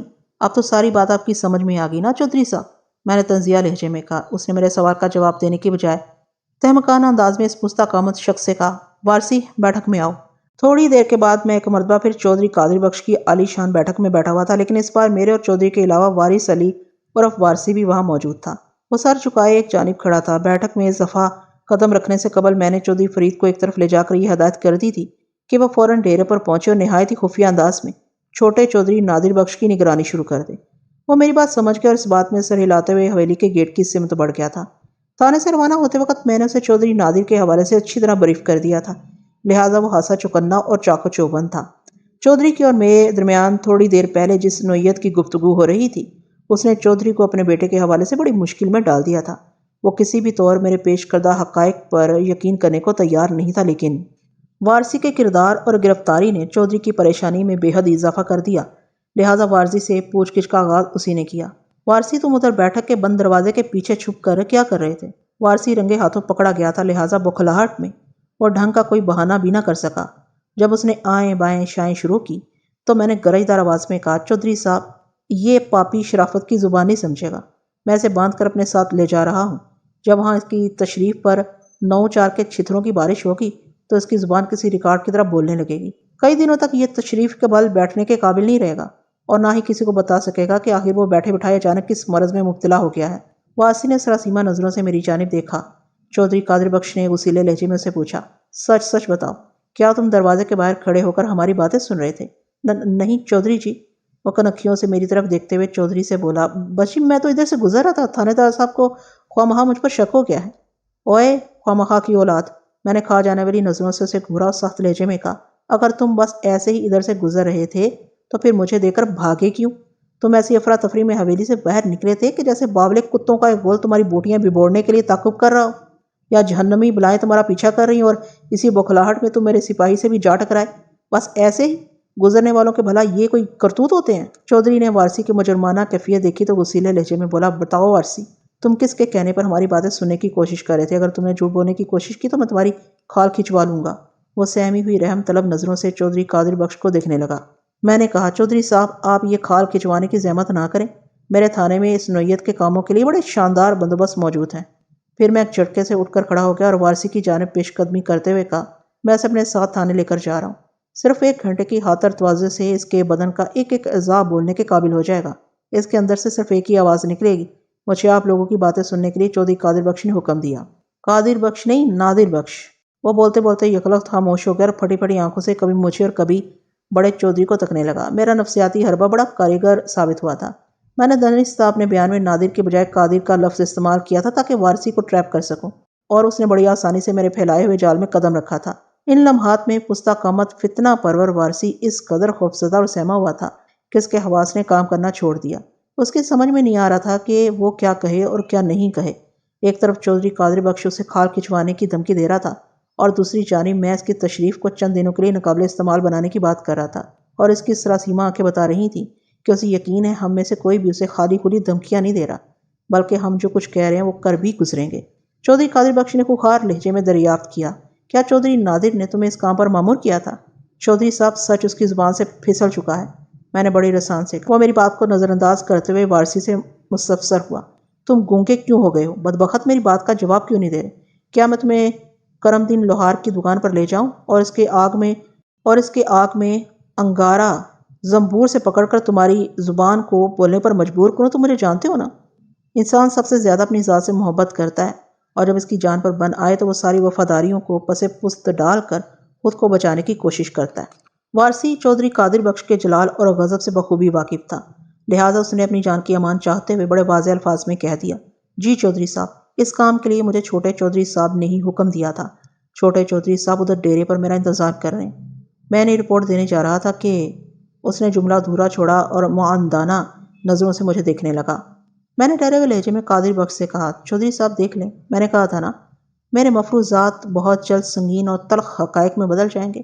مجرم میری تفتیش کی چھری تلے آ چکا، آپ جانتے ہیں چودھری نادر سے اس کے جرم کا اقبال کروانا میرے لیے مشکل نہیں ہوگا۔ چودھری قادر بخش نے تشویش بھری نظروں سے مجھے دیکھا، پھر وارسی کی طرف رخ کر کے جرحانہ انداز میں کہا، اوئے بدبخت، تم باہر جا کر بیٹھو۔ میں سمجھ گیا کہ چودھری قادر بخش تنہائی میں مجھ سے کوئی بات کرنا چاہتا، اور مجھے یہ بھی اندازہ تھا کہ وہ کس قسم کی بات کرے گا۔ چودھری کے اشارے پر وارسی بیٹھک سے نکلنے لگا تو میں نے وارننگ دینے والے انداز میں کہا، چودھری صاحب نے باہر جا کر بیٹھنے کو کہا ہے تو ادھر بیٹھے بھی رہنا، تمہاری حیثیت ایک اہم گواہ جیسی ہے۔ اگر تم نے ادھر ادھر ہونے کی کوشش کی تو یاد رکھو جسم پر شہد مل کر، سمجھ رہے ہو نا میں کیا کہنا چاہ رہا ہوں؟ جی میں سمجھ رہا ہوں، وہ مردہ سی آواز میں بولا، میں کہیں نہیں جا رہا، ادھر ہی موجود رہوں گا۔ وارسی کے جانے کے بعد چودھری قادر بخش نے نرم لہجے میں حسب توقع مجھ سے کہا، ملک صاحب کہانی سمجھ میں آ رہی ہے، لیکن اگر آپ چاہیں تو سب کچھ ٹھیک ہو سکتا ہے۔ اب مثلاً میں کیا چاہوں تو؟ میں نے ہاں سے روکھے لہجے میں پوچھا۔ وہ عاجزی سے بولا، میں نادر کو ادھر ہی بلا لیتا ہوں، اس سے جو بھی پوچھ گچھ کرنا ہے یہاں بیٹھک ہی میں کر لیں، میرا خیال ہے گھر کا معاملہ گھر ہی میں نمٹ جائے تو اچھا ہے۔ چودھری صاحب اب یا تو حالات کی سنگینی کو سمجھے نہیں ہیں، اور یا پھر آپ یہ سوچ رہے ہیں کہ مجھ سے کوئی ڈیل وغیرہ ہو جائے گی۔ میں نے بڑے واضح الفاظ میں کہا، میرا نام ملک صفدر حیات ہے چودھری صاحب، میں 1 سال سے اس علاقے میں تھانے داری کر رہا ہوں، آپ کو میرے مزاج، سٹائل اور اصول پسندی کے بارے میں تو اچھی طرح معلوم ہوگا، جناب آپ میری بات کو سمجھنے کی کوشش تو کریں۔ چودھری قادر بخش لجاجت بھرے لہجے میں بولا، میں بڑی اچھی طرح سمجھ رہا ہوں چودھری صاحب۔ میں نے ٹھہرے ہوئے لہجے میں کہا، آپ کا یہ خیال غلط ہے۔ کہ یہ گھر کا معاملہ ہے، گھر ہی میں نپٹ جائے گا۔ ایک انسان کی زندگی ضائع ہوئی ہے، اسے زہر دے کر مارا گیا ہے، یہ قتل کی ایک سنگین و سفاک واردات ہے۔ چودھری قادر بخش حالات کی نزاکت کا بخوبی اندازہ لگا چکا تھا۔ وہ اپنے بیٹے کے مذموم کرتوتوں سے اچھی طرح واقف تھا۔ کسی زمانے میں وہ خود بھی اس میدان کا ایک بڑا کھلاڑی رہا تھا۔ چیمو جن حالات سے گزر کر موت کے منہ میں گئی تھی، چودھری کو اس کا احساس ہو چکا تھا۔ یہ عین ممکن تھا کہ وہ چیمو اور نادر کے تعلقات سے بھی واقف ہو، لیکن اس وقت چونکہ اس کے بیٹے کی زندگی پر بنائی تھی، اس لیے وہ مجھے شیشے میں اتار کر اپنے بیٹے کو بچانے کا خواہاں تھا۔ اس نے مجھ سے کہا، ملک صاحب، آپ بادشاہ ہیں، جو چاہیں کر سکتے ہیں، سب کچھ آپ کے ہاتھ میں ہے۔ میں بادشاہ نہیں ہوں چودھری صاحب، میں نے دو ٹوک انداز میں اس پر واضح کرنے کی کوشش کی، میں صرف عوام کا خادم ہوں۔ بادشاہ واقعی بڑے بااختیار ہوتے ہیں، انسان کی نسلیں ختم کر دیں انہیں کوئی پوچھتا نہیں، وہ جو چاہیں کر سکتے ہیں، سب کچھ ان کے ہاتھ میں ہوتا ہے۔ لیکن میں لمحے بھر کو متوقف ہوا، ایک گہری سانس خارج کی اور ٹھہرے ہوئے لہجے میں کہا، میں اتنا بااختیار نہیں ہوں چودھری صاحب کہ چٹکی بجاتے میں سیاہ کو سفید اور سفید کو سیاہ کر ڈالوں۔ ایک بات نوٹ کر لیں آپ، یہ معاملہ گھر میں نہیں نبٹ سکے گا۔ چودھری نادر سے جو بھی پوچھ گچھ ہوگی وہ ادھر تھانے میں ہوگی۔ چیمو دوبارہ زندہ تو نہیں ہو سکتی اس کے… میں نے فوراً اس کی بات کاٹی اور تلخی بھرے لہجے میں کہا، اگر چیمو دوبارہ زندہ نہیں ہو سکتی تو آپ کا کیا مطلب ہے؟ اس کے قاتل کو آزاد چھوڑ دیا جائے؟ وہ بڑے واضح الفاظ میں بولا، اگر آپ چیمو کی موت کو ایک حادثہ قرار دے کر اس کیس کی فائل بند کر دے تو میں ہر جانے کے طور پر آپ کو منہ مانگی رقم دینے کو تیار ہوں۔ یہ ممکن نہیں ہے چودھری صاحب، میں یہ کہتے ہوئے اٹھ کر کھڑا ہو گیا۔ شاید آپ کو معلوم نہیں کہ پوسٹ مارٹم اور لیبارٹری ٹیسٹ وغیرہ کی رپورٹ کی 3 کاپیاں تیار کی جاتی ہیں۔ ایک کاپی اسپتال کے ریکارڈ میں رہتی ہے، دوسری کاپی پوسٹ مارٹم شدہ لاش کے ساتھ متعلقہ تھانے انچارج کو بھیجی جاتی ہے، اور تیسری کاپی SSP علاقہ یا ڈسٹرکٹ ہیڈ کوارٹر والوں کو روانہ کر دی جاتی ہے۔ لہٰذا اس واقعے کو ایک اتفاقیہ حادثہ قرار دینے کے بارے میں تو آپ سوچے بھی نہیں۔ وہ بہت دور کی کوڑی لایا۔ چیمو کی موت کو خودکشی کے خانے میں بآسانی فٹ کیا جا سکتا ہے، اگر تھوڑا سا تعاون آپ کر دیں تو۔ وہ اپنے بیٹے کو بچانے کے لیے ہر راستہ اپنانے کی کوشش کر رہا تھا، لیکن میں نے بھی سوچ لیا تھا کہ اس کی کسی کوشش کو کامیاب نہیں ہونے دوں گا۔ چودھری قادر بخش لاکھ ایک معقول انسان صحیح، لیکن اس کے فرزند ناخلف نے جو کارنامہ انجام دیا تھا وہ انتہائی نامعقول اور قابل مذمت تھا۔ میری دیکھا دیکھی چودھری قادر بخش بھی اٹھ کر کھڑا ہو گیا۔ میں نے اس کی حویلی سے نکلنے سے پہلے اسے کہا، چودھری صاحب، آپ مجھ سے کسی نوعیت کے تعاون کی امید نہ رکھیں۔ میرے لہجے میں ایسی قطعیت تھی کہ اسے اندازہ ہو گیا ان تلوں میں تیل نہیں ہے، لہٰذا وہ مجھے گھورتے ہوئے گمبھیر لہجے میں بولا، ٹھیک ہے ملک صاحب، میں تو یہ چاہ رہا تھا کہ آپ سے دوستی ہو جائے۔ آپ میرا دوستی والا ہاتھ جھٹک کر جا رہے ہیں تو آپ کی مرضی ہے، اب میں اوپر ہی بات کروں گا۔ آپ ڈسٹرکٹ ہیڈ کوارٹر کی بات کرتے ہیں نا، آپ کو شاید پتہ نہیں، میری رسائی IG صاحب تک ہے، میں کسی بھی طرح اپنے بیٹے کو بچا ہی لوں گا۔ یہ آپ کی بھول ہے چودھری صاحب، میں نے دروازے کی سمت قدم بڑھاتے ہوئے کہا، ٹھیک ہے، مانتا ہوں آپ کی پہنچ پولیس کے اعلیٰ افسران تک ہوگی، مگر شاید آپ کو یہ بات نہیں معلوم کہ مظلوم کی آہ کی رسائی اس قادر مطلق تک ہوتی ہے جو تمام بادشاہوں کا بادشاہ ہے۔ کیا آپ نے اپنی مثال سے بھی کوئی سبق نہیں سیکھا؟ آپ کا ماضی بھی تو… میں جملہ نامکمل چھوڑنے پر مجبور ہو گیا، اس سے پہلے کہ میری بات پوری ہوتی چودھری قادر بخش کے آنسو نکل آئے، پھر دیکھتے ہی دیکھتے وہ زاروں کی طرح رونے لگا۔ میں ہکا بکا اس کی برستی آنکھوں کو دیکھتا چلا گیا۔ چودھری قادر بخش ماضی میں جن حالات سے گزرا تھا اس کی تفصیل حاجی مبارک علی مجھے سنا چکا تھا۔ وہ اپنی تمام خرمستیوں سے تائب ہو کر ایک اچھا انسان بن گیا تھا، لیکن چودھری نادر نے تاریخ کو دہرا کر اسے ایک امتحان میں ڈال دیا تھا۔ کہتے ہیں اس دنیا میں انسان کے لیے سب سے بڑے امتحانات صرف 2 ہیں، نمبر 1 مال کی محبت، نمبر 2 اولاد کی محبت۔ ان دونوں محبتوں کے لیے وہ جائز و ناجائز کی پہچان بھی بھول جاتا ہے۔ چودھری قادر بخش کو بھی بیٹے کی محبت نے مجبور کر دیا تھا، جو وہ ماضی کے ہر سبق کو فراموش کر کے نادر کو بچانے کے لیے مجھ سے سودے بازی پر اتر آیا تھا۔ بہرحال اس کی موجودہ بھیگی ہوئی کیفیت نے مجھے کافی متاثر کیا۔ اس کی غمناک حالت اس بات کا بین ثبوت تھی کہ اسے اپنی غلطی کا احساس ہو گیا تھا۔ آنسو کی بھی اپنی ایک زبان ہوتی ہے، اپنا ایک بیان ہوتا ہے، اور میں چودھری قادر بخش کے آنسو کے زبان و بیان کو اچھی طرح سمجھ گیا تھا، لہٰذا اسے کچھ پوچھنے کی ضرورت محسوس نہیں کی۔ اس کے بعد کے تمام مراحل بغیر کسی رکاوٹ کے طے ہو گئے۔ چودھری قادر بخش نے پولیس کارروائی میں کوئی روڑا اٹکایا اور نہ ہی دوبارہ میری منت سماجت کی کوشش کی۔ اس کی معاملہ فہمی، فطرت شناسی اور معقول روی نے میرا کام آسان کر دیا۔ چودھری قادر بخش کی افسردہ دلی کو دیکھ کر مجھے افسوس بھی ہو رہا تھا، لیکن اسی افسردگی کے بیچ اس کے چہرے پر ایک سکون اور اطمینان بھی ٹھہرا ہوا دکھائی دیتا تھا۔ ایسا سکون اور اطمینان صرف ان لوگوں میں نظر آتا ہے جو راضی برضا ہوتے ہیں۔ قادر بخش نے قدرت کے فیصلے کے سامنے گردن جھکا لی تھی۔